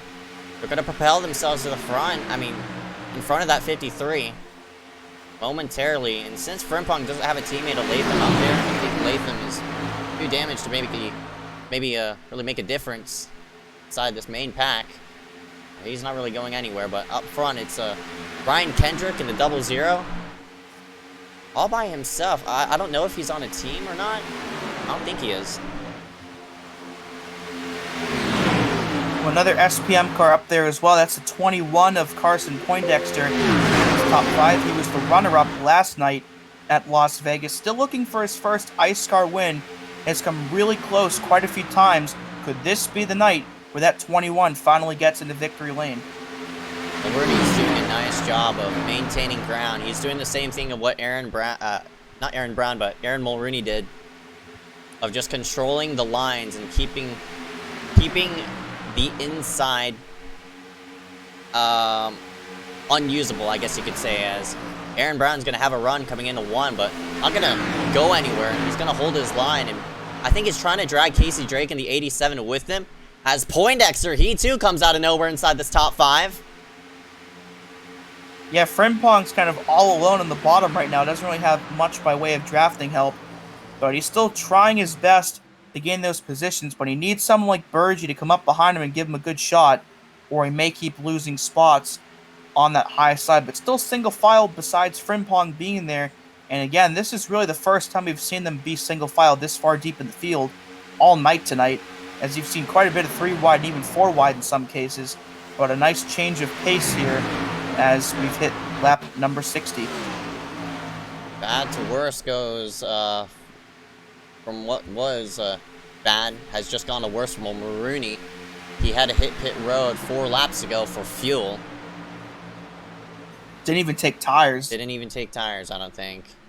if this goes green for a while, he is going to have to pit for tires at some point. I mean, that as Poindexter tries to make a move here, that's going to be for third. Well, looks like Frimpong, will he go with him or will he go up high? Bit indecisive. Looks like they're both going to file in behind that 87. Kendrick's doing a nice job, as I said. He's just being a correct leader of maintaining ground on that second groove. If somebody tries to drive himself to the bottom, they're just not going to go anywhere. Frimpong might have gotten to the backside of that number 21, hence why he went low. Nobody's going to work with him, though, as Bergie's trying to shut out Corey Long. And that number 93, Long, all the way to the safer barrier. Looks like he backed out of it. William Schmidt starting to lose this main draft, as well as Nick Delicato into 10. Aaron's, I mean, you mentioned what Mulrooney was doing earlier. Kendrick's doing a really good job of that as well. Aaron just has not been able to get a run at all. As you look at the rear bumper cam here of that 00. Aaron Brown, of course, trying his best to get by that 00, but not a whole lot he can do with the 00 continuously taking his line like that. So Kendrick doing everything in his power to keep him behind and doing a good job of it as Carson makes another move here for third. I think he's going to go anywhere, though. Well, Frimpong goes with him or not. He might have a shot here into 1. They're still side by side. Looks like they're going to be side by side for third. Oh, Poindexter might have gotten sideways. Keeps That'll it going, open up the door for Frimpong in that 53, who disappears. He's gone. Yeah, Where'd he he's go? gone, so He may have just disconnected completely. yeah, that might have been an internet issue, so that'll move Joe Berge into 5th place, duking it out with the 93 of Corey Long. That's a tough break for Frimpong. And Up there if he all does night. reappear, if Frimpong does reappear, he is not going to be inside this top. There he is. He's all the way back there because he lost the draft of that lead of that lead car, Kendrick. And that just tells you how much draft is valuable. As Mulrooney, you know, that number 2 of Mulrooney, he's that number 2, of course he hit pit road, he's laps down, so don't mind that number 2 working himself forward with newer tires. So he did pit for tires there. Yep. So trying to unlap himself now, and may actually do it, but that's still a tough break for Frimpong. That may have cost him a chance at potentially winning the race tonight. But bad internet is bad for that 53. Kendrick's still out front, though, with just 35 to go, and Aaron Brown still has not been able to make any sort of move on Kendrick for the race lead. It's like Casey Drake's going to let Mulrooney by, as Mulrooney now works himself under the 151 of Aaron Brown. Mulrooney's going to easily work himself by the 151. I think if you have that 2 of Mulrooney lead it, I think Kendrick's going to be stuck in a bit of dirty air for the first time. Kendrick wants to be himself out front, just, you know, just to control the line, but Mulrooney is making it hard for that 00. Well, right now, he has to run a bit higher than usual. If Aaron's smart, I think he's going to try and maybe go down and get a draft And he's off trying to of Mulrooney. unlap himself as well. Looks like Aaron's going to stay up there, though, with Kendrick. I would have thought with fresher tires, Mulrooney would probably be able to get by Kendrick easily. But I'm a bit surprised that Aaron maybe didn't try to get a draft off him and maybe slingshot himself past Kendrick. But There he goes. Mulrooney will clear and will unlap himself here. It almost looks like they're running the high side at Daytona, and they're just running single file all the way through it the way they're running now. But just with the laps car leading the pack. But this may be where Aaron can maybe make a move. Well, or Aaron Brown, that is. Yeah, I was wondering if Aaron Brown is going to go with Aaron Mulrooney. If he followed the 2 through for the lead, I mean, for that for this top spot, he might have had a shot at getting that lead, but now since Mulrooney's up front, his chances are gone. Well, it's entirely possible that we haven't really considered this as he's been up there, but he was involved in one of the first incidents of the night. That's so right. His car just may be too damaged to be able to pull out on its own like that, even with somebody behind him. So he's clearly got the speed to stay up there in the top 5, but he may not have the aerodynamics of his car left to be able to actually make a move and get the draft he needs to get by Kendrick. And if that's the case, then the 00 may be totally fine where he is, at least for the time being. And the only real threat he may have in that case could be a late race restart. But for right now, we're still pretty much single file coming to 32 laps to go. As Corey Long makes Charlie Byer out of nowhere! Oh, looks like he might have pitted as well. Yeah, it looks like the 7 of Byer hit pit Byer's road. 2 laps down. Yeah, Byer trying to get one of his laps back, but And he's with on him fresher tires as well. Maybe if somebody off of this top 5 could reel to the backside of that number 7, they'll pull forward. Like if Joe Maybe Bergen Aaron wants to go with the comes down 7, here. he's going to work himself easily inside the top 3.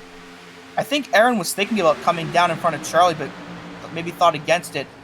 But Charlie has such a run, you just can't really latch onto the back of him. I mean, being 2 laps down this late in the race, I don't think Charlie's going to have a chance to actually win the race, but just trying to gain as many positions as he can and all the points he can. So Charlie will indeed get 1 of his laps back, so he'll still be a lap down. Mulrooney may actually get lapped again here as Kendrick jumps down in behind Charlie. So that's going to put him back in front of Mulrooney. And Oh, Aaron Kendrick Brown- slipped up. Here comes Aaron. Here, this is the move. What? Oh, wow, a big moment there for Kendrick, and put Aaron Brown right, into man, the race. caution But the out. caution comes out. Oh, And it's and Frimpong. Frimpong. You see the tire marks or in the grass there. I think he may have spun it out of 4, but I believe Mulrooney wound up being the free pass there. Oh, wow, it just hooked to 76. Oh, it sort That's of Liam. flung him to That's the Liam inside. Knott. And not he sure hits what the Frimpong's inside doing. wall. And he's in victory lane, sort of. Sort of. That might be a blinking deal there. You saw him there. But that was interesting. So that was for sure the longest screen run of the night, and this will be interesting. And Frimpong looks like he just drove up the track. We'll Probably might get a penalty because he was definitely clear to merge back onto the racetrack safely, but I'm sure pretty much the entire field, I would assume, is going to come down pit road here. With 29 to go, pitting here would be, of course, you'll be good on fuel for the race, even if all 3 green-white checkers are exhausted. So, fuel-wise, I'm sure a lot of people will come down, but I think the only real difference of strategy may be if people decide to take 2 tires rather than 4. But we saw what happened earlier with Mulrooney on older tires, so I'm not sure how that will play out at all. Here we go, though. pit road is open, so Aaron Brown will work himself on in. There's Casey. This will Kendrick, give all those Carson. drivers who are laying toward the back, like in Delicato, William Schmidt, to maybe have a charge, a late race charge toward the front. So Yeah, maybe someone decides to take 2 tires and maybe comes out of here with the race lead. We will find out. oh, and Delicato overshot. Oh, that's lose going a to lot of cost track them a time. couple positions. Yeah, I think some people may already be done with their stops, so there may be a couple of fuel only or 2 tire stops here. But Aaron off the grid, actually maybe not. Looks like mostly the same actually. Looks like everybody took 4. So nobody gambled for 2 or no tires. Looks like Latham getting some damage repair there. So Aaron Brown still your race leader here. 28 to go next time by. now the question is Mulrooney on the lead lap? Because if he I was, think he is. no, if he was on the lead, if that number 2 was on the, Oh, it looks I know like he what just you hit mean. pit road. So, what I was thinking is, if the 2 of Mulrooney had fresh enough tires to work himself, to shuffle himself back into the front with this caution coming out, that might have been viable, but it looks like it just won't happen. Yeah, these 3 cars right here, 4 cars are. Looks like Bridger Olsen stayed out for the bonus point. Brandon Lightus there in the 73. They will go down pit road. I think Liam and Nick are lapped cars. They were both up in the top 5 earlier tonight, but got caught up in different incidents. And they will go to the rear. You saw Frimpong earlier with the blinking or the internet issue, and that took him out of the top 5. But Aaron Brown, currently the man of the hour here, in the lead with Casey Drake below him in second. So the 2 BDD cars on the front row here. Carson and Kendrick, 3rd and 4th. And Joe Burgee with his best run of the season so far, rounding out your top 5. All right, But man. this right here is Like going to it more back than on the likely pace car. be We're not going the green most this time. We are important not going restart of green. the race. And will we see single file, or will we go 3-4 wide again here? Gonna have to wait a lap. Because, driver's trying to get positions resorted out, so... Take a quick radio break for me. Dewey will guide you through this caution lap through this top 10. Yep, just mentioned Aaron Brown there in the 151, still out front after that wobble from Kendrick prior to the caution. I believe these are his first laps led in any series so far this season. Trying to hold on for his first win as well. Teammate Casey Drake there in second. So again, BDD front row for restart number 7 or 8. Carson Poindexter leads the SPM charge here. So far, he's in the 3rd spot. Ryan Kendrick was leading prior to the caution, but had that wobble in the middle of turn 1, so he's now 4th. Mentioned Joe Burgee, DNQ'd for all 4 Daytona races, but qualified 6th here tonight, currently running in 5th. So a good solid night for the 83 so far. William Schmidt there in 6th, won the race here last year in the Xfinity Series. Nick Indelicato, your pole sitter, led a good chunk of laps in 7th. Corey Long in 8th, up there late in the going. Kyler Wynn involved in one of the earlier incidents, back up in 9th. And then looks like rounding out your top 10, the 3rd BDD car, Eric Heater. Apologies about the black screen, and it's like we're back as standardized. Now Aaron Brown is gonna elect the high side. He's lost track of his teammate, that number 87. Oh no, never mind. He's up to the inside. I was thinking of somebody else, but Aaron Brown and Casey Drake are gonna control this top 2.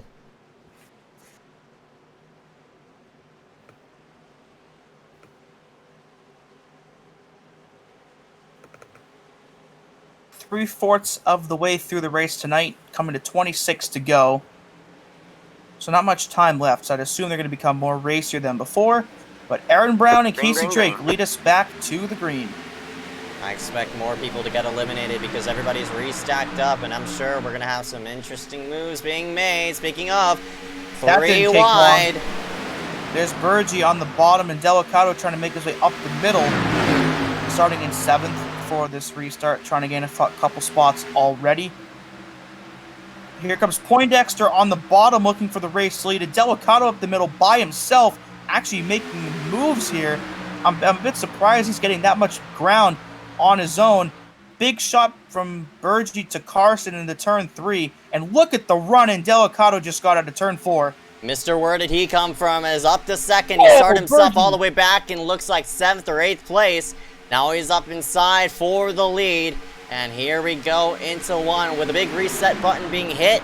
This allows everybody to get themselves situated, but up front, it's the man who got denied yesterday. Back up front, the 21 of Poindexter trying to fend off the number 10.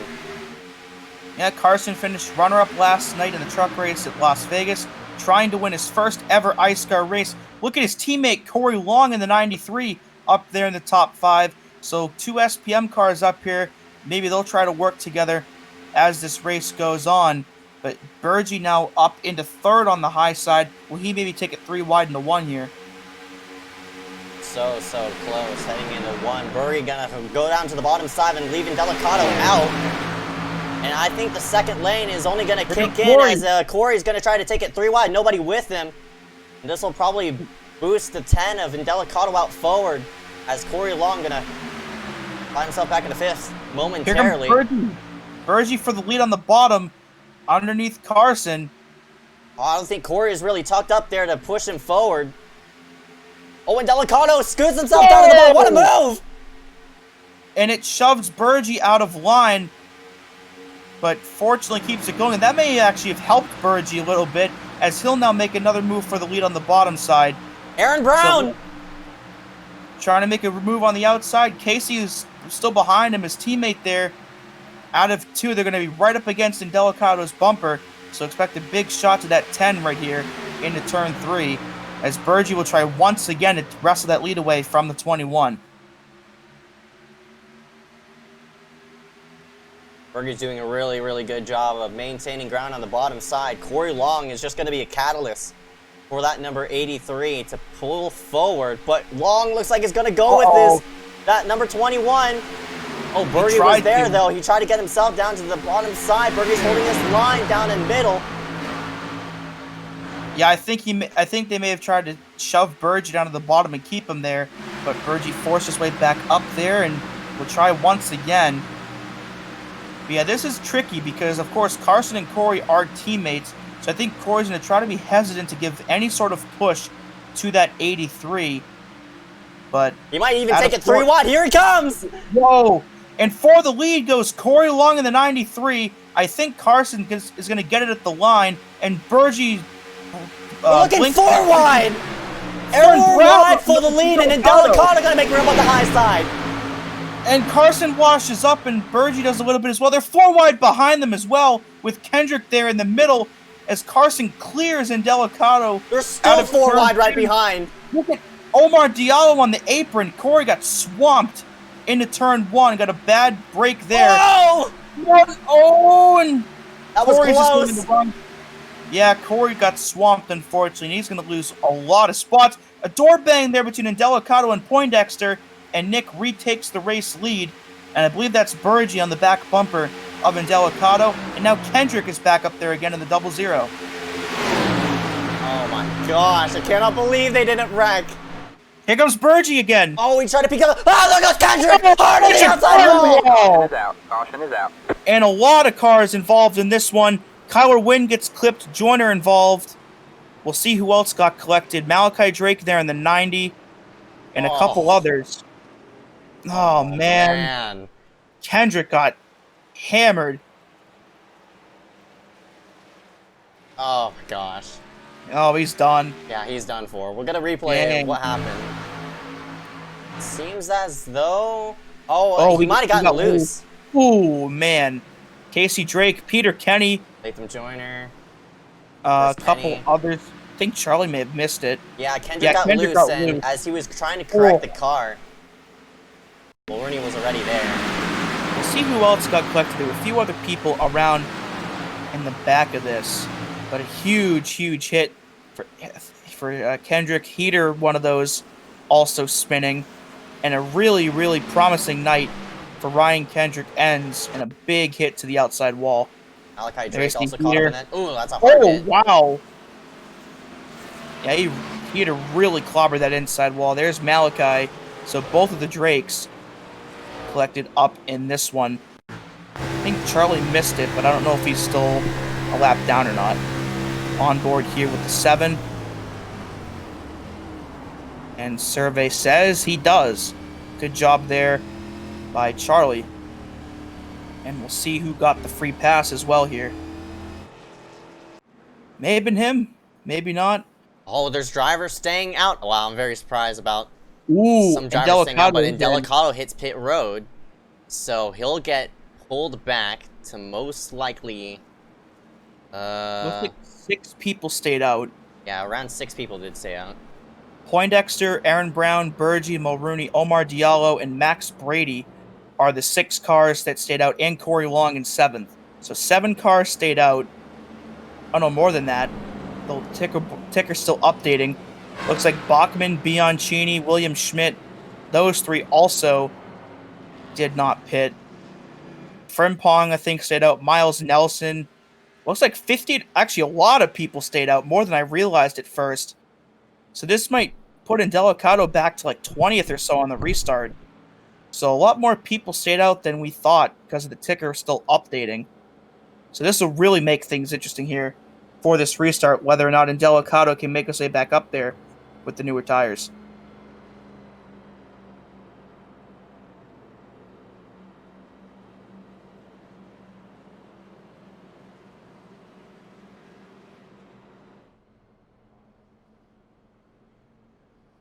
So Carson still leads, trying to get his first iSCAR win ever after just missing out to Nick Indelicato last night. Aaron Brown never won before in iSCAR. Joe Burgee never won in iSCAR. Mulrooney's won quite a few times here. Omar Diallo's never won. Max Brady's won, I think, a couple times, Yeah, at he's least won in a few exhibitions. Corey Long's never won. David Bachman's never won. Bianchini hasn't won in a very, very long time. And we mentioned William Schmidt at Michigan last year. So we'll get going here with 16 to go. See what happens this time. But with all those people that stayed out, and Indelicato, who won the pole and was up there just battling for the lead before that big wreck occurred. Let's see where he's going to restart. Looks like 19th. So 18 cars stayed out in front of Nick. So will he be able in 17 laps to get from 19th to 1st? But with how much of a factor the draft is, I wouldn't put it at all. I think he's got a chance to do it. Especially if there ends up being another wreck that may take more people out. Alright. Here we go yet again. I don't know how many cautions we have. This is probably your 10th. Luckily, of course, iRacing has shorter cautions, so we don't have to snooze for the next 4 or 5 laps. But we'll go back up and again with Aaron Brown, Carson Poindexter, Joe Burgee, Aaron Mulrooney, Max Brady, and Omar Diallo, rounding out the top 6. Pace car scoots itself on in. And starting to stack up. Wild drifted back low. Look at how many cars. Oh, there they go. Oh, there it is. Oh, Charlie saved it. We're still green, I think. Indelicato actually got spun though. That was bound to happen. There was drivers they didn't go on the green, and I just knew that would stack up a lot of things, but we stayed green anyway. Burgee to second. Here comes Omar Diallo on the bottom with help from, I think, Max Brady behind him. 4 wide right behind. Now they go back to 3. Burgee for the lead here into 3. Diallo right behind him. None of this top 4 have any iSCAR win. And Corey Long in 5th. Make that the entire top win. What a move by Omar Diallo. Burgee was dead sideways right up off of 4. Scared Omar just a bit, but that in turn pushed the 21 forward.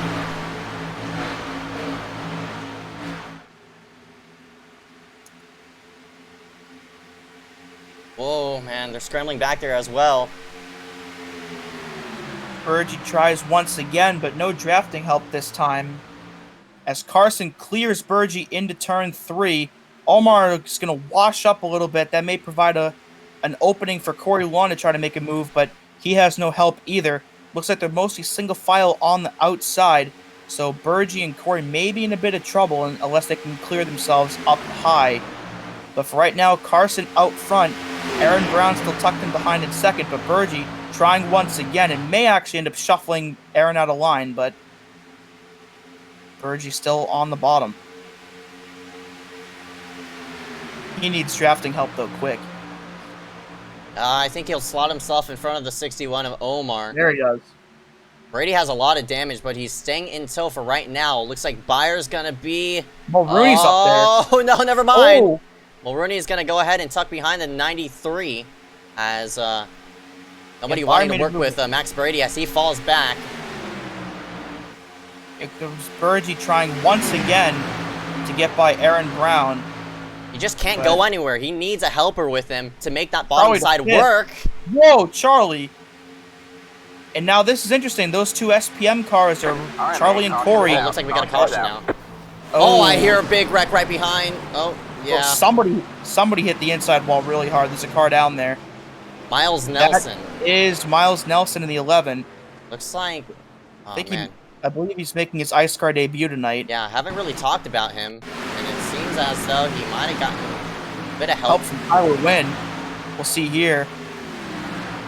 Side by side, right off the corner, blocking. Oh, Whoa.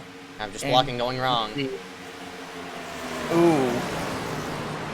Big hit there to the inside for that 11. That is a blessing to Nick Delicato, who He still spun. may end up restarting way back there, though, unfortunately. Yeah, I don't envision many people up here pitting with only 12 laps to go. not a lot of racing left. Yeah, and Delicato lost a couple spots from that exchange as well. He restarted 19th, currently sits 23rd. So it's going to be a very tall task for that number 10 to get back up to the lead in just 11 laps. And realistically, only 8 on the green flag conditions.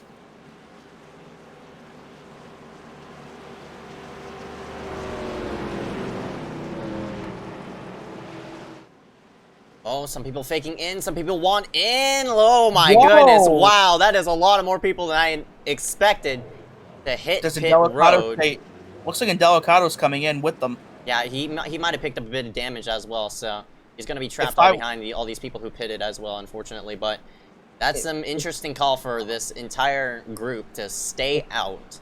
If I were that top 3, I'd be a bit concerned now. But at least they have a couple of people right behind them to provide them a bit of a cushion. Like people like Charlie Beyer, William Schmidt. It's not like the top 3 are the only ones who stay themselves out on the racetrack. We have people like William Schmidt, Tyler Wynn, Aiden Kirker, Christopher Weil, who all stayed out as well. So I'm sure they're going to be okay-ish. Unless they don't have the option to hit pit road because they used up their set. But I'm not really sure. If I'm guessing all these people hit pit road, they're working on their 4th, 5th, probably 5th or 6th stop, I think. Yeah, So they might have 5 used their tire final sets stop. tonight. I mean, final set. Yeah, do what they did earlier, throw some scuffs on. That may be, though, and unironically, that may be an interesting update that maybe iRacing could work on at some point, is if you're dealing with tire sets like that, maybe working on a way where you could choose to add scuffs from earlier in the race. I think that's something that maybe, way down the line in terms of being added to the service, but we saw it quite a bit in the Xfinity race today. Like Austin Cindric, I know, put scuffs on earlier after using his last tire sets. So that would be something cool that maybe they could add at some point, but I don't envision that happening anytime soon if it does. We'll get Just a to 9 to go wait. restart, by the way. And let's just let's count in total One to for all go. these drivers who have wins.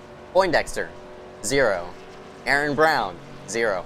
Charlie Beyer, multiple. I think it's 6 or 5 for him. He got 4 truck wins last season, the Cup win. 250. Yep. William Schmidt, he got 1 last season here at this track. Kyler Wynn, 0. None. Aiden Kirker, 0. Christopher Weil, multiple. Chris has quite a few, especially in the summer series earlier this year. Yeah, he already has None a for win this Blake season. Crawford. Yeah, none for Yep. Blaze Crawford. Omar Diallo, None. 0. Corey Long, 0. Max Brady, I think 2. A lot of damage for his car, though. Bianchini, multiple, but he's yet to return to victory lane ever since his last win. It's Nick been a Miller s- somehow inside this top 15. With all that damage. Yeah, it's been a long time, though, since Bianchini's won. It'd be something if he won.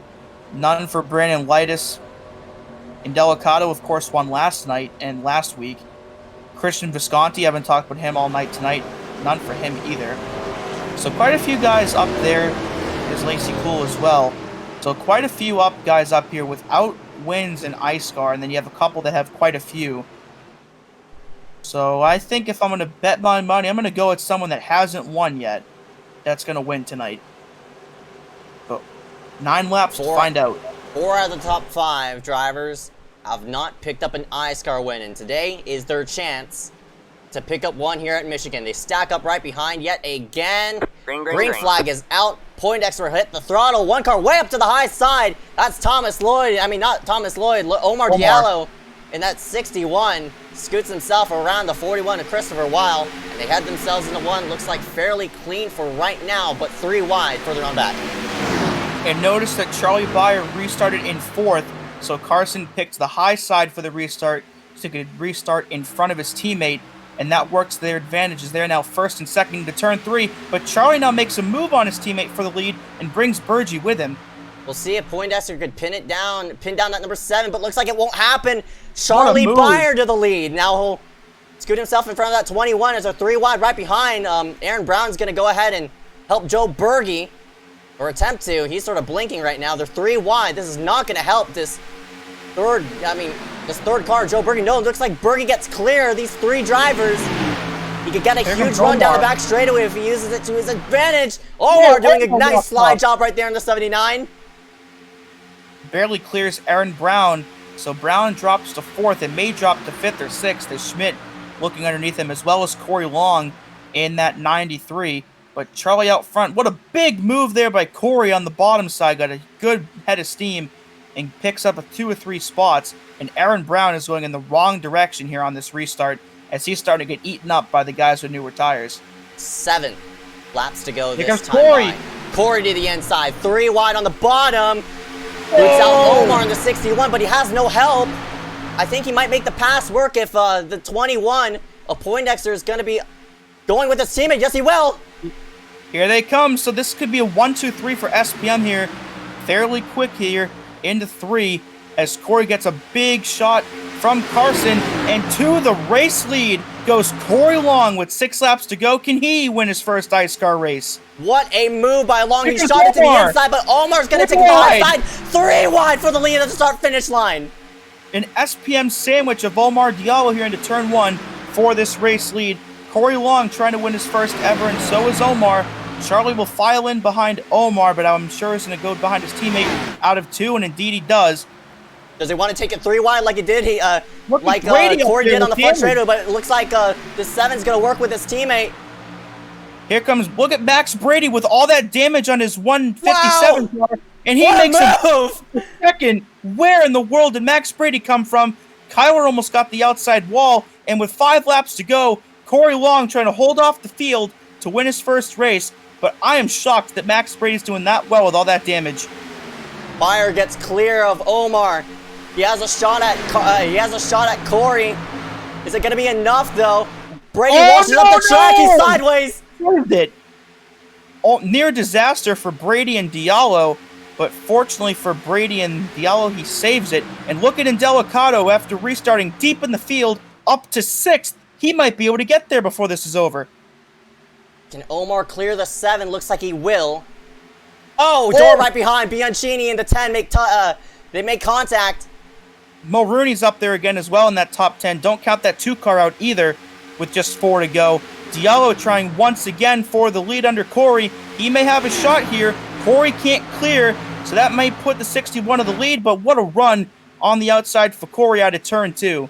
Oh my goodness, that's a phenomenal job of from Corey to pin down that number 61 of Omar. Enough to stall out his run in the middle of the corner. He has to hug middle. Omar's setting up a run, though. He's going to drive it up high. He might Slide go job right there here. for 3rd. Brady moves himself into 3rd. 3 to laps to go. go. Can Corey Long hold off Diallo and the rest of the field, or will Diallo try to get by him? I'm sure he'll try, but can he do it? This will be one of the biggest upsets if Corey Long wins this thing. Even if Omar wins it too, he's never won either. Corey has been in this league ever since 2016. And now with his return, he's brought a wave of momentum, and that 93 is leading this thing. But can he win it, though? He'll drive himself to the bottom side of the racetrack. I don't think that's the line you want to be running. You want to run yourself up a lane. Here we go. Diallo's going to have a big run. I mean, Corey's going to block for his life, of course. 2 more laps. Can Corey hold on? Here comes Diallo to the inside. That might be for the win right there. Oh, I think Corey has the advantage coming into 1. We'll see if Omar can hold himself middle. He might get him. Oh, they're so close. This will open up the door for Brady. Watch out for Brady. Omar's trying his Still best side by to side draft that number 93. Thankfully, the lap car gets out of the way there. Oh! And they touch! And still side by side. Watch out for Max Brady. Here he comes underneath Corey for second. The white flag is out at Michigan for Omar Diallo. Bianchini makes a move for third underneath Corey. Does Bianchini have something for these top two? That 61's a sitting duck. Brady, looks like he's going to tuck himself right in line. He might make a run toward the inside, but I don't think that car has enough power to make something happen. Oh, Omar gets loose! Here comes Brady! Here comes Bianchini! Bianchini! 3 wide! Here comes Bianchini! Oh my gosh! What a move! It has been so long since Bianchini has won an iSCAR race. Look at Mulrooney on the bottom side. Contact between Diallo and Brady. And here comes Bianchini! Well, there's a block! Diallo's in the wall! Michael Bianchini! For a long time! Michael Bianchini is back in victory in Michigan! What a move! What a move! Michael got it! Oh my gosh! Michael Bianchini! From 42nd place, wins at Michigan. What a move! Unreal. Holy cow! I thought yesterday was something. This is something else. I am shaking. I can't believe it. I am shocked. Michael Bianchini pulling off the big ol' upset here at Michigan. It has been years since he's been in victory lane. And finally, Michael Bianchini finds himself in victory lane again after starting this race in 42nd place. The second to last person to qualify in, and he got it. Max Brady looks like he'll be second. Charlie Beyer got third. I think Corey and Diallo ended up wrecking out of turn 4. But a huge congratulations to Michael Bianchini, who is finally back in victory lane. His last win, February 19th. February 10th of 2019, and Bianchini almost 2 years. Almost 2 years. I'm stunned. I knew we were going to come up with an upset winner, but I did not expect Michael Bianchini to win it. He timed that perfectly. He did. Oh, wow. I'm shaking. I can't believe it. What a move. We'll do burnouts here in victory lane. Congratulations to Bianchini in that number 48. Max Brady comes in second place. Charlie Beyer in third. Mulrooney in fourth. And Delicato fifth. William Schmidt, David Bachman, Carson Poindexter, Peter Kenny, Aiden Kirker round out the top 10. Peter Kenny will probably retain the points lead with that 9th place finish. Joe Burgee had a great run tonight. He is 11th. Aaron Brown, Christian Visconti, Nick Miller, Kyler Wynn, Brandon Lightus, Malachi Drake, Michael DiMaggio, Liam Knox, and Christopher Wow round out your top 20. And it looks like Corey Long, after being like 4th out of turn 4, isn't even going to get in the top 20 for this race. I wonder if he hit the pit wall or something. But absolute heartbreak for that 93. There he is in 21st. So from 4th to 21st out of turn 4. Absolute heartbreak for Corey. Lacey Cool, Miles Nelson, Latham Joyner, Liam Sheen, Omar Diallo, Casey Drake, Bridger Olson, Blaze Crawford, and Mark Frimpong round out 30th place. And 31st through 40th, Ryan Kendrick, who was really strong earlier but got caught up in one of those late race deals. Eric Heater, Brandon Sampson, Garrett Hess, Derek M. Smith, Andy McDowell, Sartaj Man, John Canizaro, Ibrahim Dejani, and Jack DeAngia round out 31st through 40th. Our stars are going to be showing on your screen. Quinton Warman, Hunter Johnson, and Parker White round out the rest of the order. We'll be right back right after this, after Michael Bianchini pulls off the major upset here at Michigan for the iSCAR RaceLab's Cup Series Michigan 200. We'll be back with post race.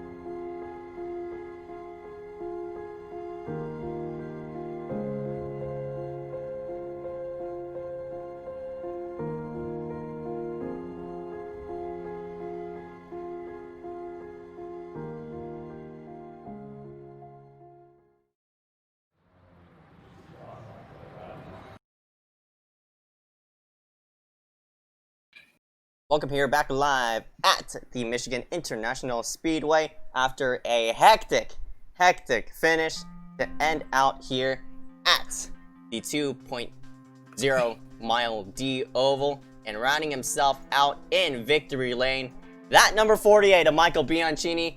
Out of nowhere, he only led one lap. He led one lap this whole entire race. The man who probably drunk at least 5 ones is probably going to up that number to 10 after this one. Bianchini, do you have a copy? Yes, I do. Can you hear me? Yes, we can. Michael, it has been so long. February 10th of 2019 was the last time you were in victory lane. And here you are again. Michael, congratulations, a huge win. And first thoughts. Still speechless, obviously. And I can't, I got no words, man. I'm just still amazed. I got no words either, man. Off that white flag, you worked yourself to the inside and worked yourself forward. Suddenly, you were up in the lead somehow after starting yourself all the way back in 42nd place. Yeah, my strategy early on was just trying to chill and stuff, and then I got involved in an accident kind of early on, so I had some damage, obviously. But then, more people kept crashing out and everything, so it kind of evened me out to get, at first I thought I was going to finish 15th or whatever, but it kind of just played out in the end. That's right. I saw you were lurking back there in 7th place, but as you were trying to regroup yourself, what was your thought process down the back straightaway? You just went where nobody else went? I honestly thought it wasn't going to work because I thought obviously the high side has that more momentum, and I thought I was just going to kind of stall out. But once I got clear and I threw that block, I was like, oh shit, it's going to happen. And it did, Michael. Congratulations. A huge win here in the iSCAR RaceLabs Cup Series. Before we let you go, any sponsor want to thank you for tonight? No, but all I have to say is Trump 2020. Alright, dude. 10-4. Michael Bianchini rounds himself out in 1st place after leading only 1 lap this whole entire run. Congratulations, bud. Can't wait to talk to you after the race. Alright, thank you. What a mad lad. Put ourselves back into Max Brady, who started himself all the way back in 41st as well. All these drivers who were toward the back are suddenly inside the top 3. And Brady reporting with a full minute and 30 of damage. We'll go ahead and drag him into the booth. And Dewey, go ahead and take it away. All right, Max, got a copy? Yeah, I got you. So we saw Bianchini go from 42nd to the win. You went from 41st to 2nd. How did you do that? I don't even know. I got in 4 wrecks that race. None of them were really of my doing. I was just wrong place, wrong time. I think I had a total of a minute and 45 of damage. I had it all fixed, but I think we had a caution with 12 laps left, and I had a set of tires left, so I was like, screw it, I'm going to put them on. And I put them on, and I just followed Omar through. And then Omar and me were single file come to the white, and I was telling Omar that I have so much motor damage that I can't suck up to him on the straightaways. So I was like, GG, good win. And then he got on the seam, I guess, a little too much, got loose. And I didn't have any time to try to get low of him, so I just had to go high, and I tried to clear him going into the corner. But my motor was just too killed at that point, so I kind of just held my line and just tried to see what happened, and Michael got under both of us and won. Well, he still did everything he can, of course, and 2nd is nothing to be ashamed of, but, I mean, you've already won an exhibition race so far, and you got yourself a runner-up, so you got a lot of momentum on your side early on in the season. How far up do you think you can go in terms of going for a championship here? That's a good question. I think one thing I need to work on is qualifying, because I missed the C race last night, the truck race last night, and I almost missed this race. I think I got it by 2 spots or something, so I was just glad to make the race. But yeah, momentum-wise, I hope we can just keep this up. If I can just keep my car clean, I think I can have a chance to win a couple of the races this season. But yeah. Well, you got 2nd with that rust bucket right there with what's left of that thing. So if you can keep it clean, I'm sure you got a really good shot at winning any races you run. But before you let go, any sponsors you want to thank here for tonight's race? No, I don't have any sponsors. The car's just black. I'm a free agent on iRacing, so if there's any teams out there that's interested, I'm willing to just hop on board. We're a free agent right now, so yeah. Sign that man. He's good. Max R. Brady rounds himself out here in second place. Hope to see you back here the rest of the weekend and the season. Thank you. We'll scoot ourselves back to one position to Charlie Byer yet again inside this top 5 for another interview here for tonight. Byer, off of your great finish from Vegas, yet again topping inside the top 5 here for tonight. You start yourself all the way back in looks like 27th place, so not a great qualifying effort, but of course the finish is what mattered the most, and you round yourself out here in 3rd place. Congratulations, Charlie. I'll talk a bit about your race. Yeah, that end of that thing really came down to a tire lottery there, and I was able to save a set in the beginning of the race, and towards the end, I believe with the second to last caution, I took my set, my last set, just a run before everyone else, and I was able to drive through the field from at least beyond 10th. So I drove all the way up, I guess, to the lead, and I led a few laps. So, that next caution came out, another bunch of guys took tires, and they were able to take it right back from me. So, tires are more than important in a cup car at racetracks like these. So, it's all right. I'm happy we led laps, and we'll keep trying. Yep, that's right. Charlie Byer rounds himself out in 3rd place. Another great effort 2 days in a row here in iSCAR. Charlie, of course, this is our first time really trying around with tire sets. I'm here. I'm curious to see on how you split all your sets throughout the run, but did it all come down to how the cautions played out?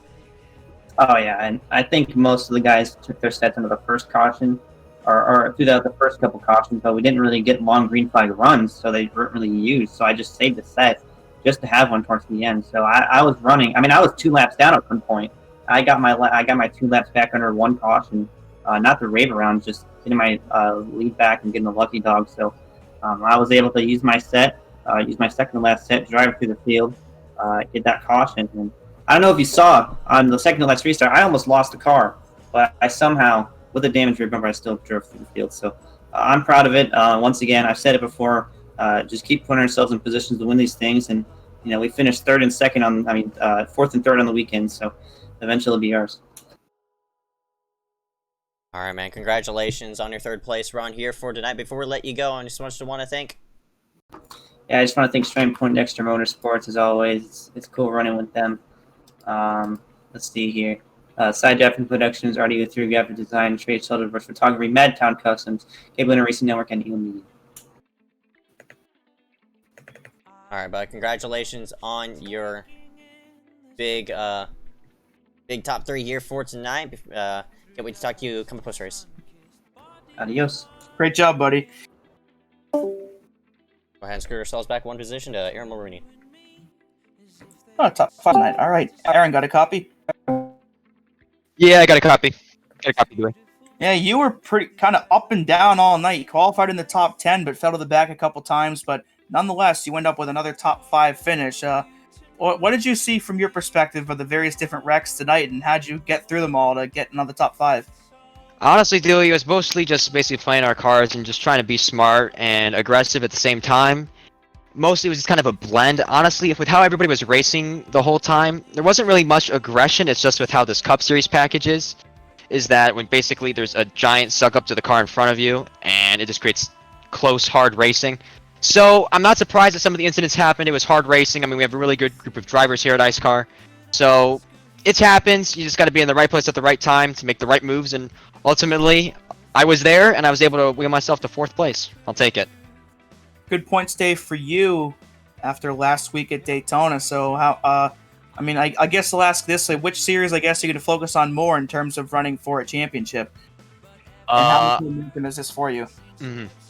Honestly, I think the series I'm probably going to focus the most on are actually be the Cup Series, because I might have some future plans with running the Super Late Model Series. I might want to practice for that and, put some more effort into that. So, honestly, mostly the Cup Series, but there also could be the Xfinity Series, but it just depends on how the seasons are going heading into the chase, and I'll see which one I want to focus on. Well, you got your choice, but I think no matter which one you focus on, you'll always be a competitor there. Before we let you go, any sponsors or people you'd like to thank here for tonight's 4th place finish? Yeah, I'd like to thank my dad for making a paint scheme tonight, and I'd like to thank you guys for broadcasting. I appreciate it. All right, Aaron Mulrooney rounds himself out in 4th place, and if you want to get a paint scheme done, maybe ask his dad. I don't know. Oh, yeah. It looks pretty good, so hopefully Thank we'll you. see it up towards the front again pretty soon. All right, guys. Have a good one. Same to you.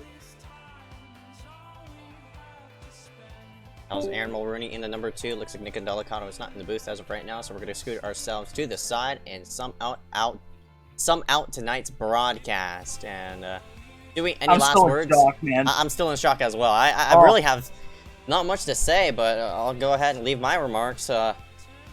Today was a hectic day. I mean, of course, the draft was basically the key word here for tonight. It's as well as on how you played your runs. Once everybody got single file, it was all up to the leader on how he wanted to control this thing. And if you could only work that bottom side if you had a partner with you, drive down there and overtake the lead. And of course, during the mid portion of that run, we also saw a bit of lap cars play into the to effect, and some drivers working themselves toward the front as well. So that was really interesting to see. That was probably the most exciting race I personally think of the entire season so far. I mean, of course, Daytona, you almost know what you're going to expect when you go there, but I mean, maybe a few less wrecks we had tonight. Man, what a great, exciting race with a bunch of different battles all through the field, and we had a guy that hasn't won in a really, really long time find his way back up into victory lane. So for us here in the booth, be sure to come back here again tomorrow at 9 p.m. Eastern for the Nice Design Series, which will be at Kansas. Benjamin will be on the call for that one. So for Ezeckiel Reyes, I am Dewey Schramm. Thank you very much for watching.